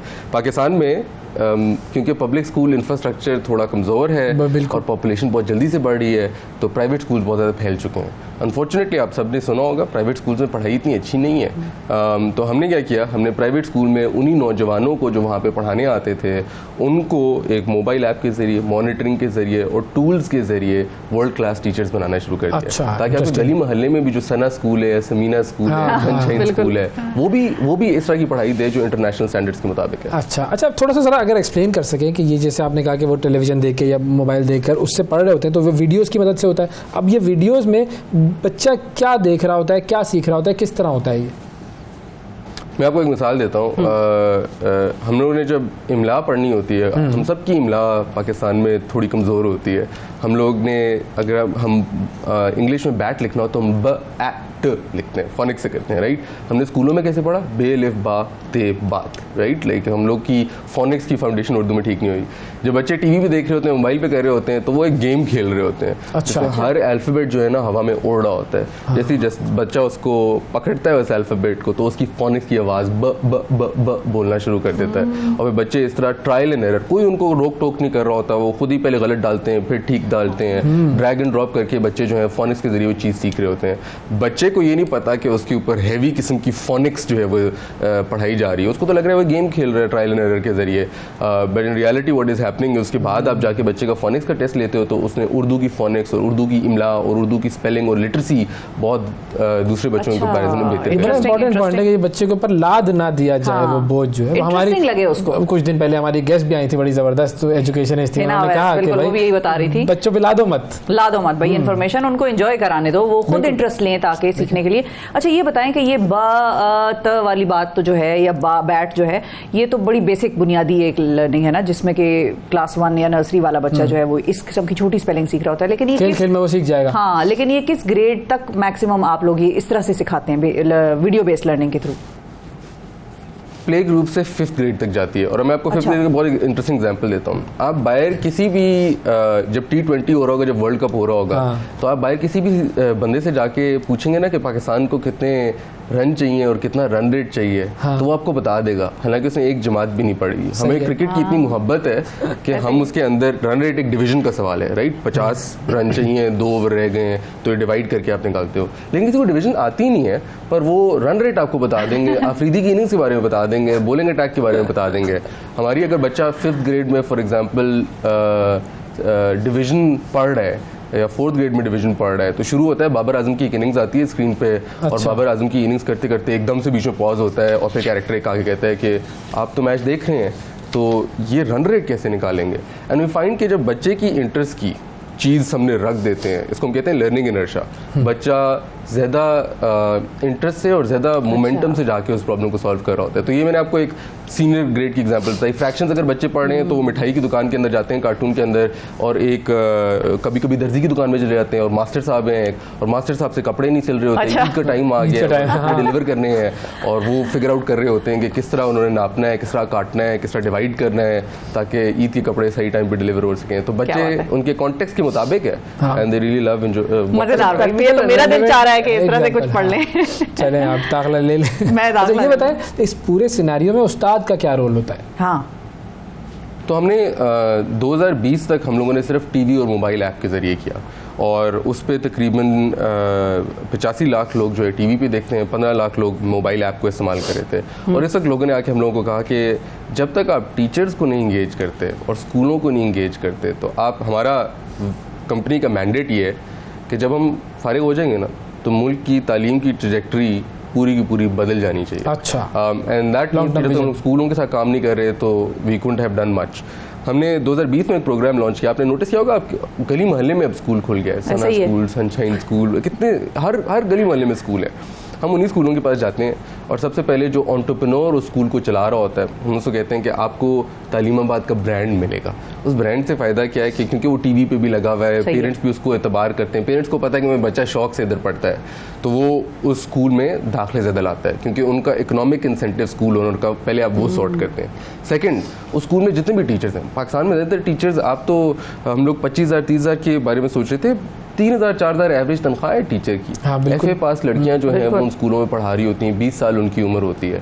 अच्छा, बाकी लोग कहते हैं कि इनको बिल्कुल भी नहीं पढ़ाना चाहिए, इनको सिस्टम से आप बाहर करें, इनको कुछ भी नहीं आता।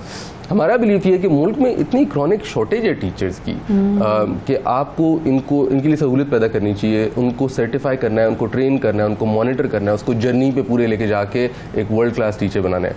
तो टीचर के फ़ोन पे एक मोबाइल ऐप पे इंटरनेशनल स्टैंडर्ड्स के मुताबिक हम फिनलैंड के साथ पार्टनर्स लेके आए हैं, और उनके साथ मिल के हमने जो उधर डिग्री कर रहे होते हैं लोग, उसको एक डिजिटल कोर्स में ब्रेक किया है। टीचर अपने फ़ोन पे घर पे बैठ के करती है, उसका टेस्ट भी होता है, उसका एग्जाम भी होता है।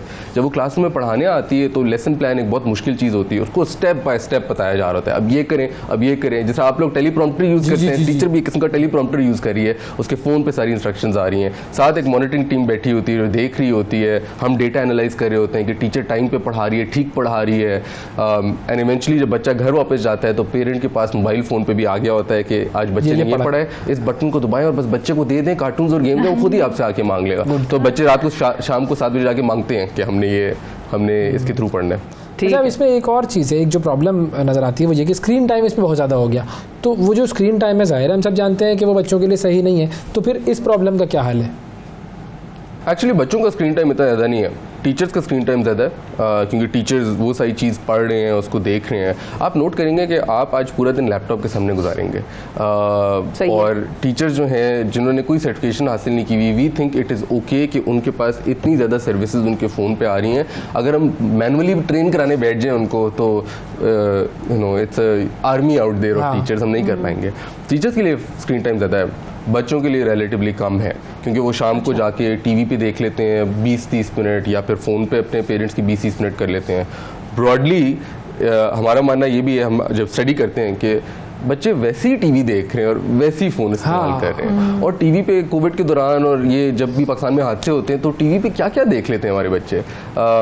आवर गोल इज़ कि वो उनका टीवी टाइम हमने या स्क्रीन टाइम बढ़ाया नहीं है, उसको रीपर्पज़ कर लिया है एक अच्छे मकसद के लिए। सो स्क्रीन टाइम बच्चों का इतना नहीं बढ़ रहा, टीचर्स का बढ़ रहा है, but we think that is acceptable. ठीक है, ठीक है। अच्छा, आपकी अब जो ये सारी फंडिंग और ये सारा क्वीन के अवार्ड और ये सब चीज़ें आपको मिली हैं, जाहिर है, अब विजन क्या है आपका, कहाँ तक आपने इसको लेकर जाना है जहाँ पर आप एक तरह से रिटायरमेंट ले लेंगे? हमारा जो मॉडल है वो ये है कि अगर पाकिस्तान के एजुकेशन क्राइसिस को सॉल्व करना है तो पाकिस्तान को कम से कम 1.5 से 2 लाख और स्कूल्स बनाने होंगे, उन आउट ऑफ स्कूल बच्चों को केटर करने के लिए, और उन महल्लों में और उन गाँवों में जहाँ पे स्कूल्स नहीं हैं। हाँ। एक साइड पे आपके पास पाकिस्तान पे इनॉर्मस यूथ पोटेंशियल है, लड़कियां हैं जो 30% ग्रेजुएशन के बाद नौकरी नहीं करती, लड़के हैं जो अनएम्प्लॉयड बैठे हुए हैं। और हमारा बिलीफ ये है कि अगर आपने एक साइड पे आपको एक सर्विस चाहिए, एक साइड पे आपके पास काबिल, एबल बॉडीड, इंटेलिजेंट लड़के और लड़कियां बैठे हुए हैं, हम इनको उठाते हैं, हम कहते हैं आप स्कूल चलाएंगे, हम आपको मॉनिटर भी करेंगे, ट्रेनिंग भी देंगे, सर्टिफिकेशन भी देंगे।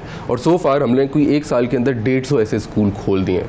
ये 150 स्कूल इन पेरेंट्स को सर्विस देते हैं, इनको रोजी रोटी मिलती है, ये बजाय इसके कि किसी और एक्टिविटी में मुलविस हों, ये एक नेशन बिल्डिंग के अंदर इन्वॉल्व हैं और ये जो है इनको एक क्रूशल सर्विस जो है साइड पे मिल रही है। तो इस मॉडल के ऊपर हम लोग को फाइनेंसिंग मिली है। हमारा गोल ये है कि अगले साल तक इंशाल्लाह हम लोग 1000 इस तरह के स्कूल्स खड़े करें, और अगर 2 साल के अंदर 1000 बना लेते हैं जो दूसरों को 25-30 साल लगते हैं बनाने में, तो इसका मतलब है कि 10 साल के अंदर we might be able to build 100,000 new school. सही है। लेकिन अच्छा, स्कूल्स के हवाले से हम अगर ये देखें कि गवर्नमेंट के भी सरकारी स्कूल्स इतने हैं जहाँ पर जो कि गोस्ट स्कूल्स बने हुए हैं, बिल्डिंग खड़ी हुई है लेकिन टीचर नहीं जा सकता या कोई और फैसिलिटीज़ नहीं है, उन स्कूल्स के इंफ्रास्ट्रक्चर को आप लोग नहीं इस्तेमाल कर सकते कि भाई उसमें आप लोग पढ़ाना शुरू कर दें, उनको यूटिलाइज करें?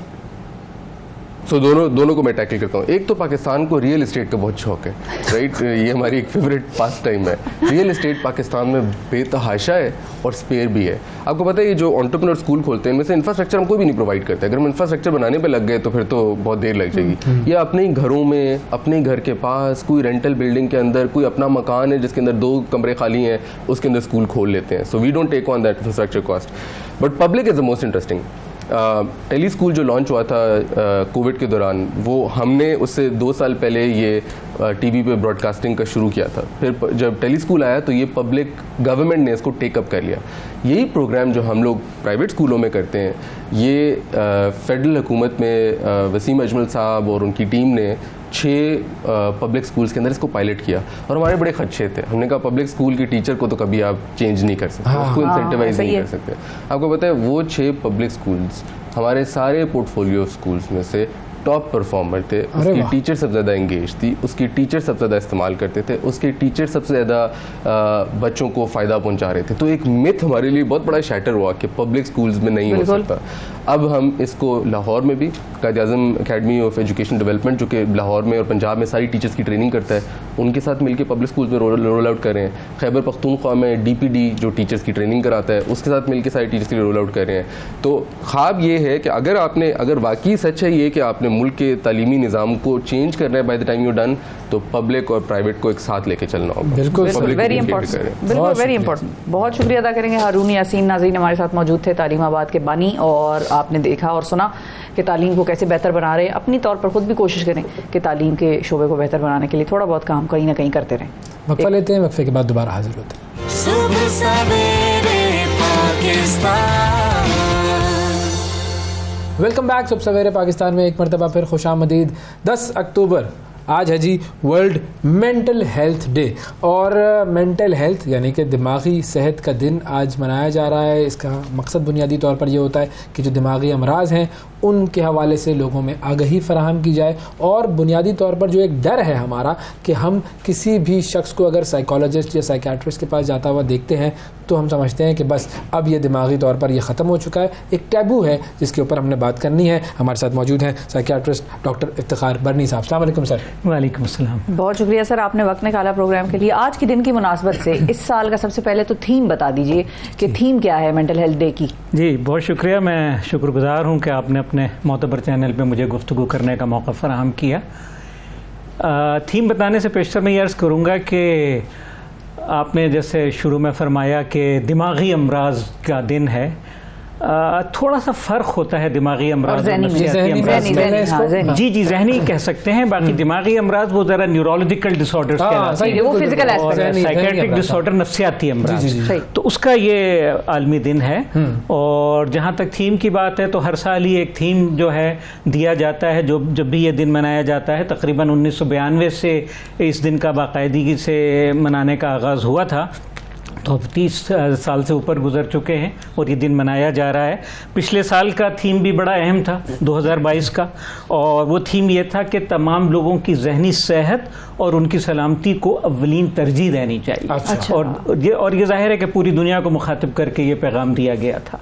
इस साल का जो थीम है वो ये है कि mental health is a universal human right, यानी मेंटल हेल्थ या जो जहनी सेहत या नफ्सियाती सेहत है वो दुनिया के हर शख्स का हक है, एक किस्म का आफाकी हक है और एक कायनाती हकीकत है। तो इस थीम के सहारे जो है इंशाअल्लाह ताला बात आगे बढ़ेगी। तो ये जो जहनी सेहत है ये मुतासिर किस किस तरह होती है? मतलब ये बात हम कह सकते हैं कि भाई अगर आप पाकिस्तान में रहते हैं तो आपके ऊपर इतना स्ट्रेस है, इतनी टेंशन है कि कुछ ना कुछ गड़बड़ होगी, लेकिन बुनियादी तौर पर क्या क्या अवामिल होते हैं? हम बहुत सारी चीज़ें इग्नोर कर देते हैं, हमें लगता है सब ठीक चल रहा है। जी जी आप दुरुस्त कह रहे हैं।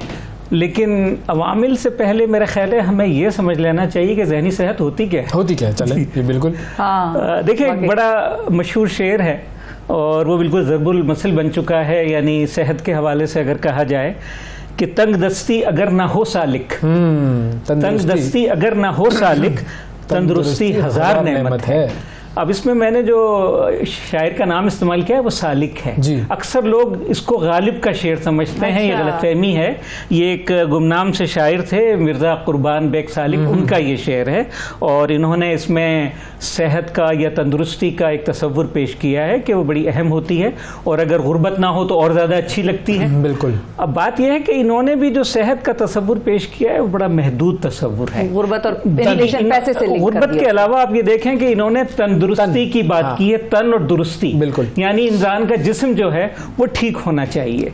लेकिन हकीकत ये है कि जो सेहत का अब तस्वुर है, जो उसका हमागीर तस्वुर है, वो सिर्फ जिस्म की सेहत की बात नहीं करता, वो सिर्फ तन की दुरुस्ती की बात नहीं करता, बल्कि जो आलमी दायरा सेहत है उसने जो अब सेहत का तस्वुर फराहम किया है वो ये है कि ये वो कैफियत है जिसमें इंसान जिस्मानी तौर पर, जहनी तौर पर और समाजी तौर पर ठीक हो।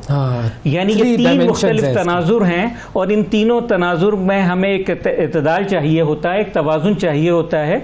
ये तीनों तनाजुर में अगर इंसान दुरुस्त है तो फिर हम कह सकते हैं कि वो वाक़ईतन सेहतमंद है। अब फिर इसमें मजीद बात आ जाती है कि जहनी सेहत क्या है। ये तो एक सेहत की बात थी, तो जहनी सेहत के हवाले से भी आलमी दायरा सेहत या WHO ने जो है वो एक हमागीर नौयत की तारीफ फराहम की है और बताया है कि जहनी तौर पर सेहतमंद शख्स कौन होता है। तो बुनियादी तौर पे उसकी 4 खूबियां बयान करते हैं। वो क्या? एक तो ये कि ऐसा शख्स, उसको अपनी सलाहियतों से वाक़फियत होनी चाहिए, ठीक है, कि क्या कुछ वो कर सकता है। और दूसरी बात ये कि जो रोज़मर्रा ज़िंदगी में हम दबाव का सामना करते हैं, आप स्ट्रेस की बात कर रहे थे, जो स्ट्रेस हमें वक्तन फ़वक्तन हमारे सामने आता है, उसको बर्दाश्त करने की हमारे अंदर किसी ना किसी दर्जे में सलाहियत होनी चाहिए। और फिर ये कि ऐसा शख्स कोई ना कोई फ़ायदेमंद काम कर सकता हो, ऐसा काम जो बेनिफिशियल है, जो हमारे समाज के लिए फ़ायदेमंद है। और चौथी बात भी यही है कि वो शख्स इस काबिल है कि वो समाज के लिए कोई फ़ायदेमंद किरदार अदा कर सकता है, यानी प्रोडक्टिव रोल अदा कर सकता है। इस हिसाब से तो हमारे कई हज़ारों करोड़ों लोग जो है वो इस डेफिनेशन के मतलब जी हाँ, आप दुरुस्त कह रहे हैं। तो इसीलिए अगर आप ये बात करें कि कितने लोग मुब्तला हैं, तो हकीकत यह है कि दुनिया में 1 अरब से ज़्यादा लोग जो हैं वो किसी ना किसी नफ्सियाती मर्ज में मुब्तला हैं। अब अवामिल पर आते हैं कि वजूहात क्या बनती हैं। देखिए, अवामिल जो हैं उनको आप कह सकते हैं कि 3 किस्म के अवामिल होते हैं। एक तो वो अवामिल हैं जो एक नफ्सियाती या जहनी मर्ज की तरफ लोगों को राग़िब करते हैं या माइल करते हैं, जिनको आप प्री डिस्पोजिंग फैक्टर्स कहते हैं। अच्छा। दूसरे किस्म के अवामिल वो हैं कि जो उस नफ्सियाती मर्ज का बाकायदा तौर पर आगाज़ करने का बाइस बनते हैं, और इनको कहा जाता है प्रिसिपिटेटिंग फैक्टर्स। और तीसरी नौयत के अवामिल वो हैं कि जो मर्ज को तवालत दे रहे होते हैं, यानी मर्द हमें पता चल गया है, हमें ये भी पता चल गया उसका आगाज़ कैसे हुआ था, लेकिन इलाज के बावजूद इंसान ठीक नहीं हो पा रहा है। कुछ अवामिल ऐसे मौजूद हैं जो मर्ज को तवालत दिए चले जा रहे हैं, मर्ज जो है वो खिंचता ही चला जा रहा है और मर्ज बढ़ता गया, जूजू दवा की वाली बात होती है। तो ये जो अवामिल है ये परपेचुएटिंग फैक्टर्स कहलाते हैं। तो अब जो पहले 2 आपने बताए हैं उनकी अगर थोड़ी सी एग्जाम्पल मैं दे देता हूँ। देखिए, प्रीडिस्पोज फैक्टर, अब इन सारे अवामिल को भी अगर देखा जाए तो असल में सहजती तनाजुर में देखने की ज़रूरत होती है। ये बायोसाइको सोशल मॉडल कहलाता है, यानी बायोलॉजिकली भी आपने देखना होता है कि हयातियाती एतबार से इंसान के अंदर क्या मसाइल हैं, दूसरा ये कि नफ्सियाती एतबार से क्या मसाइल हैं, और तीसरा ये कि समाजी या सोशल पॉइंट ऑफ व्यू से किन मुश्किलात का उसको सामना करना पड़ रहा है। तो प्रीडिस्पोजिंग फैक्टर्स अगर हम देखें तो उसमें सबसे बुनियादी चीज़ आ जाती है मौरूसियत। और हकीकत ये है कि नफ्सियाती अमराज में जो साबित शुदा चीज़ है ना वो मौरूसियत ही है। बाकी फैक्टर्स के बारे में एक इम्कान ज़रूर जाहिर किया जाता है, लेकिन हकीकत यह है कि ये अमराज आमतौर पर ख़ानदानी होते हैं। ठीक है, बाज़ औक़ात वो सामने आ जाते हैं, लेकिन अंदर ही अंदर कहीं ना कहीं चीज़ छुपी हुई होती है और वह आहिस्ता आहिस्ता वक्त के साथ सामने आते हैं।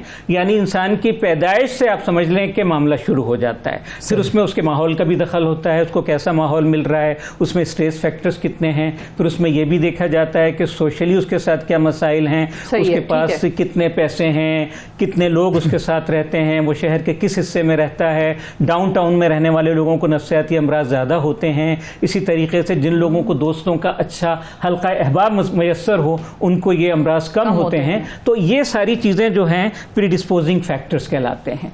अब फिर वो जो आ जाते हैं आगाज़ करने वाले अवामिल, यानी ये सारी चीज़ें मौजूद तो होती हैं लेकिन फिर अचानक कोई एक पॉइंट आता है जिसे ट्रिगरिंग पॉइंट जैसे आप कह रही हैं कहते हैं, और वो मर्ज को आगाज़ करने का बाइस बन जाता है। किसी की डेथ हो सकती है, कोई गमी खुशी हो सकती है, कोई और हादसा हो सकता है। लेकिन अगर आप इन दोनों किस्म के अवामिल पर गौर करें ना, तो एक बड़ा खूबसूरत शेर है उर्दू का जो आप लोगों ने यकीनन सुना होगा, उससे इन सारे अवामिल की बड़ी अच्छी तरीके से आप देखें कि निशानदेही हो जाती है।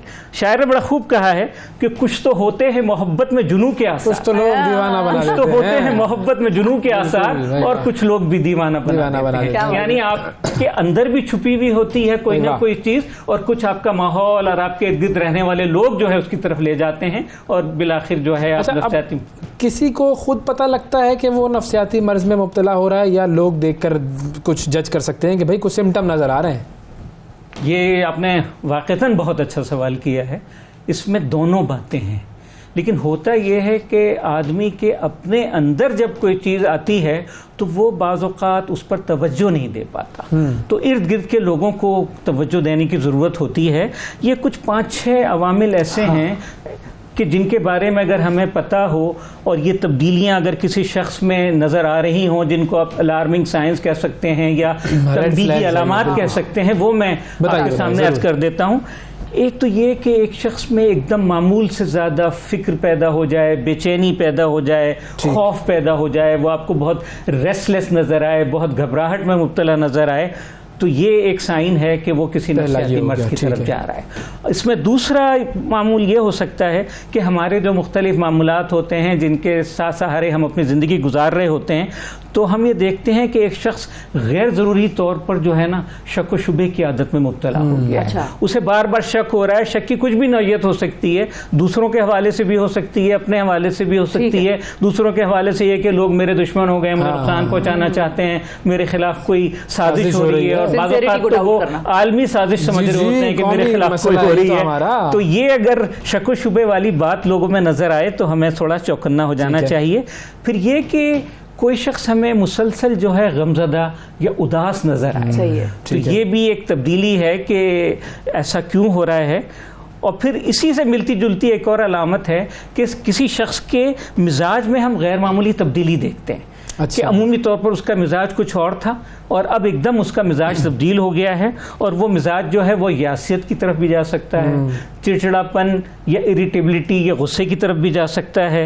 उसको गैर मामूली मुसर्रत का भी एहसास हो सकता है, ज़रूरत से ज़्यादा आपको खुश नज़र आ रहा है, नगमे गा रहा है, और उसमें भी ये भी मसला है, नाच रहा है, और पहले वो सब कुछ नहीं करता था। अचानक ताज़ा मोहब्बत हुई होगी उसको, मुमकिन है दिमागी खलल ही होता है ना। लेकिन माओ को चाहिए इस पर गहरी नजर रखें, और मोहब्बत में अगर नाकामी वाला अवसर आ जाए तो फिर वो ज़ाहिर है डिप्रेशन की तरफ और जा सकता है। शौहरों पे भी, खवातीन को चाहिए शौहर हज़रात पे भी ऐसी कैफियत में ज्यादा चौकन्ने हो, ज्यादा परफ्यूम लगा रहे हैं, ज्यादा गाने गा रहे हैं। इसमें 2 पॉइंट और हैं, वो भी हमारे जहन में रहना चाहिए कि एक शख्स है जिसके बारे में हम जानते हैं कि बड़ा मिलनसार है और बड़ा जिंदा दिल शख्स है, लाहौरी मिजाज का इंसान है, लेकिन हम देखते हैं कि अचानक जो है उसका मिजाज तब्दील हो गया है, वो माशरे से अलहदा हो गया है और समाजी तन्हाई की तरफ जा रहा है, जिसे सोशल विड्रॉल कहते हैं। एकदम ये उसमें तब्दीली आई है, तन्हाई पसंद हो गया है, लोगों से मिलना जुलना उसने छोड़ दिया है। ये भी एक बड़ा अहम साइन होता है। और जो एक और बहुत अहम साइन है, और वो तभी एतबार से है कि इंसान के भूख और नींद के मामलात एकदम तब्दील हो जाते हैं। वो ज्यादा हो जाएंगे अमूमी या तौर बढ़ पर जाएंगे? दोनों बातें हैं, दोनों बातें हैं। या तो आदमी बहुत कम सोना शुरू कर देता है या बहुत कम खाता है। ज़्यादा कॉमन यही है डिप्रेशन में ख़ुसूसी तौर पे, लेकिन बाज़ औक़ात ये भी होता है कि उसकी नींद जो है बहुत ज़्यादा बढ़ जाती है, और ये भी डिप्रेशन में हो रहा होता है। और ये भी होता है कि उसकी भूख भी बहुत ज़्यादा बढ़ जाती है। ये मूड डिसऑर्डर या मेनिया जो होता है उसमें ऐसा होता है। तो ये मामलात भी अगर तब्दील होते नज़र आएँ तो ये इस चीज़ की तरफ निशानदेही कर रहे होते हैं कि इंसान जो है वो या तो किसी नफ्सियाती मर्ज़ में मुब्तला हो चुका है, या मुब्तला होने के पूरे इम्कानात और खदशात मौजूद हैं, तो घर वाले जो देख रहे होते हैं या दोस्त अहबाब जो उसका मुशाहिदा कर रहे होते हैं उनको तवज्जो देनी चाहिए और उसको इससे बाहर निकालने की कोशिश करनी चाहिए और उसका इलाज कराने की कोशिश करनी चाहिए। अच्छा, अब एक और चीज़ है कि मोरूसी जो हमारी जहनी अमराज हैं उनमें कौन कौन सी ऐसी चीज़ें हैं जो कि बहुत ज़्यादा, जिसमें एक फैक्टर जो है वो मोरूसियत है उसका, क्या वो डिप्रेशन, एंजाइटी वगैरह है, देखें, या वो अल्जाइमर और डिमेंशिया वगैरह? देखें, हकीकत ये है कि जितने मारूफ नफ्सियाती अमराज हैं जिनमें सबसे ज़्यादा मशहूर तो ज़ाहिर है डिप्रेशन है, डिप्रेसिव डिसऑर्डर, एंग्जाइटी डिसऑर्डर, इसके साथ साथ जो है शिज़ोफ्रेनिया का नाम सबने सुना हुआ होता है, एक और मिजाज का बिगाड़ कहलाता है जिसको बाइपोलर अफेक्टिव डिसऑर्डर कहा जाता है, जिसमें आदमी कभी डिप्रेशन की तरफ जाता है और कभी बड़ी सरखुशी और मस्तानी किस्म की उसकी हरकत शुरू हो जाती हैं, कभी वो उस तरफ चला जाता है। और इसी तरीके से शख्सियत का बिगाड़ होता है कुछ लोगों का, यानी ये शख्सियत का बिगाड़ भी बड़ी दिलचस्प चीज़ है। यानी आप जिसको पर्सनालिटी डिसऑर्डर कहते हैं, आप समझ लें कि दुनिया में कोई 12-13% लोग हैं जो किसी ना किसी पर्सनालिटी डिसऑर्डर में मुब्तला हैं। और पर्सनालिटी डिसऑर्डर आप यूं समझ लें कि नफ्सियाती बीमारी और एक नॉर्मल शख्स के दरमियान की चीज़ होती है, जिसको आप मुकम्मल तौर पे नफ्सियाती मर्ज भी शायद ना कहें, लेकिन वो शख्स नॉर्मल भी नहीं होता। कुछ लोग बहुत ज़्यादा झगड़ालू होते हैं, कुछ लोग जो है बहुत ज़्यादा तन्हाई पसंद होते हैं, कुछ लोग हमेशा जो है पंकज उदास बने रहते हैं, उदासी की कैफियत में वो मुब्तला रहते हैं, और कुछ लोग जो हैं वो ऐसे होते हैं कि मतलब उन्हें लोगों से मिलना जुलना अच्छा नहीं लग रहा होता, वो इधर उधर जो है जाना ही पसंद नहीं कर रहे होते। तो ये और एक और जो बहुत ज़्यादा मशहूर पर्सनालिटी डिसऑर्डर है वो पैरानॉइड पर्सनालिटी डिसऑर्डर कहलाता है। ये लोग हमेशा शक शुबा कर रहे होते हैं, हमेशा कि मेरे खिलाफ कोई साजिश, बस ये है हमेशा। और बहुत दिलचस्प डिसऑर्डर ये होता है कि जिसमें उनके अंदर एक किस्म का समझ लें कि एक एहसास तकब्बुर होता है और दूसरी दुनिया को वो जो है बहुत हकीर समझ रहे होते हैं। नार्सिसिस्टिक पर्सनालिटी ये कहलाती है कि बाकी दुनिया तो कीड़े मकोड़े हैं, गंदी नाली के मखलूक है, और मैं मेरी क्या बात है जनाब। अच्छा, और ये जो अल्जाइमर और डिमेंशिया है वो भी इसी जुमरे में? अच्छा, हाँ जी, अल्जाइमर और डिमेंशिया या डिप्रेशन या पर्सनालिटी डिसऑर्डर या हिस्टीरिया का आपने नाम सुना होगा, कन्वर्जेंट डिसऑर्डर कहते हैं, या एक और बड़ी मशहूर बीमारी होती है ऑब्सेसिव कंपल्सिव डिसऑर्डर, जिससे अरबी में तो मैंने चूंकि सऊदी अरब में काम किया है, अरबी में तो इसे वसवासुल कहरी कहते हैं, उर्दू में अरबी में वसवासुल कहरी कहा जाता है। वसवासुल कहरी, हाँ जी, कहर और वसवास, बिल्कुल। लेकिन उर्दू में सच्ची बात है मुझे इसकी मुनासिब, हालांकि मेरी मादरी ज़बान उर्दू है, मुझे उर्दू में कोई इसकी तारीफ नहीं मिल सकी। इसमें होता यह है कि बहुत ज़्यादा तकरार के साथ इंसान के अंदर ख्यालात आते हैं और उन ख्यालात के तहत वो कोई मखसूस काम भी करने लगता है। मुझे शक होता है कि दरवाज़ा बंद नहीं है, बार बार दरवाज़ा चेक कर रहा है, जी वहम। इसी तरीके से उसे लगता है कि मेरे हाथ और मेरा जिस्म साफ नहीं है, बार बार हाथ धोएगा, नहाने धोने में पूरा घंटा डेढ़ घंटा। डॉक्टर साहब जो जिनका हाथ चलते हुए लग गया तो वो फिर वापस जाएंगे हाथ लगाने, बिल्कुल ऐसा ही होता है। दरवाजे के हैंडल को हाथ लग गया, उन्हें लगता है कि बस अब जरासीम आ चुके हैं, तो वो हाथ धोएंगे बार बार। ये वसवासुल कहरी या ऑब्सेसिव कंपल्सिव डिसऑर्डर होता है, यानी एक किस्म की तकरारे अमल और तकरारे फिक्र की बीमारी है। इसको नाम इसका कुछ तलाश करना चाहिए कि क्या असल इसको नाम दिया जाए। तकरारे अमल इसको कहे ना तो ज्यादा जी जी, लेकिन ये सब हमारे खानदान तकरारे फिक्र भी है इसमें। बाद लोग अमल नहीं कर रहे होते लेकिन जहनी तौर पर परेशान होते हैं कि ये हो रहा है, वो हो रहा है, ऐसा ना हो जाए, वैसा ना हो जाए। ये सारे के सारे जो अमराज मैंने बताए और उसमें आपको बताया अमराज जो डिमेंशिया या अल्जाइमर है, ये सारे अमराज जो हैं ज़्यादातर जो है मोरूसी होते हैं। अच्छा, फाइनली इस पर हम आएंगे कि अब ये इतने सारे हमने बात की कि ये सब मुख्तलिफ तरह की बीमारियां हैं, क्या ये सारी ट्रीटेबल हैं या ये बस आपको ज़िंदगी मैनेज करनी पड़ती है? देखें, सच्ची बात यह है कि इनमें से बहुत सारी बीमारियां तो ऐसी हैं जिनका 100% कामयाब इलाज हो जाता है। अच्छा। और कुछ बीमारियां ऐसी हैं कि जिनमें इंसान को मुस्तकिल दवा खाते रहनी पड़ती है और या तो वो बहुत बेहतर हो जाता है या फिर काफ़ी हद तक स्टेबल हो जाता है, स्टेबल हो जाता है और अच्छी ज़िंदगी वो गुजार सकता है। सबसे ख़तरनाक बीमारी जो हमारे यहाँ समझी जाती थी, जिसको लाइलाज एक ज़माने में कहा जाता था, वो है शिज़ोफ्रेनिया की बीमारी, जिसमें आदमी को हेलुसिनेशंस भी होते हैं और डेलूजन्स भी होते हैं, यानी फ़िक्री एतबार से भी वो धोखे का शिकार होता है, उसको अजीब व गरीब किस्म के ओहाम हो जाते हैं कि मैं बहुत बड़ी शख्सियत हूँ, या ये कि मैं तो बिल्कुल ही गया गुजरा शख्स हूँ, या ये कि सारी दुनिया मेरे ख़िलाफ़ हो गई है, ये डिल्यूजन्स कहलाते हैं। और हेलुसिनेशन ये होता है कि आदमी को मुख्तलिफ़ किस्म की, सबसे ज़्यादा जो बहुत ज़्यादा मारूफ चीज़ है, उसको आवाज़ें सुनाई देना शुरू कर देती हैं। हाँ। यानी लोग उसको नज़र नहीं आ रहे होते, लेकिन आवाज़ें सुनाई दे रही होती हैं और उनसे बाकायदा तबादला ख्याल कर रहा होता है, सवाल जवाब कर रहा होता है। ये और साथ साथ फिर उसके अंदर एक किस्म का सोशल विड्रॉल भी हो जाता है, वो दुनिया से कट जाता है। तो ये अलामतें जो हैं, ये असल में स्किज़ोफ्रेनिया या जिसे शीज़ोफ्रेनिया भी कहते हैं, उसकी अलामत होती हैं। और इसी का इलाज सच्ची बात है कि सबसे ज़्यादा मुश्किल समझा जाता था, और ये इतना कम नहीं है मर्ज़। ये तकरीबन पूरी दुनिया में आप समझ लें कि 1% के करीब लोग हैं जो इस मर्ज़ में मुब्तला होते हैं। अब अगर आप कराची की मिसाल लें, उसकी अगर 3 करोड़ आबादी है, तो आप समझ लें कि 3 लाख मरीज़ वहाँ पे स्किज़ोफ्रेनिया के मौजूद होंगे, और ये काफ़ी बड़ी तादाद है। इन लोगों का इलाज एक ज़माने में काफ़ी मुश्किल होता था, दवाएं इनके ख़िलाफ़ जो है मौसर भी नहीं होती थी, अच्छी कारकर्दगी भी उनकी नहीं होती थी। लेकिन अब ये हुआ है कि बहुत सारी नई दवाएं बन गई हैं, और उन दवाओं के बड़े अच्छे असरात हैं।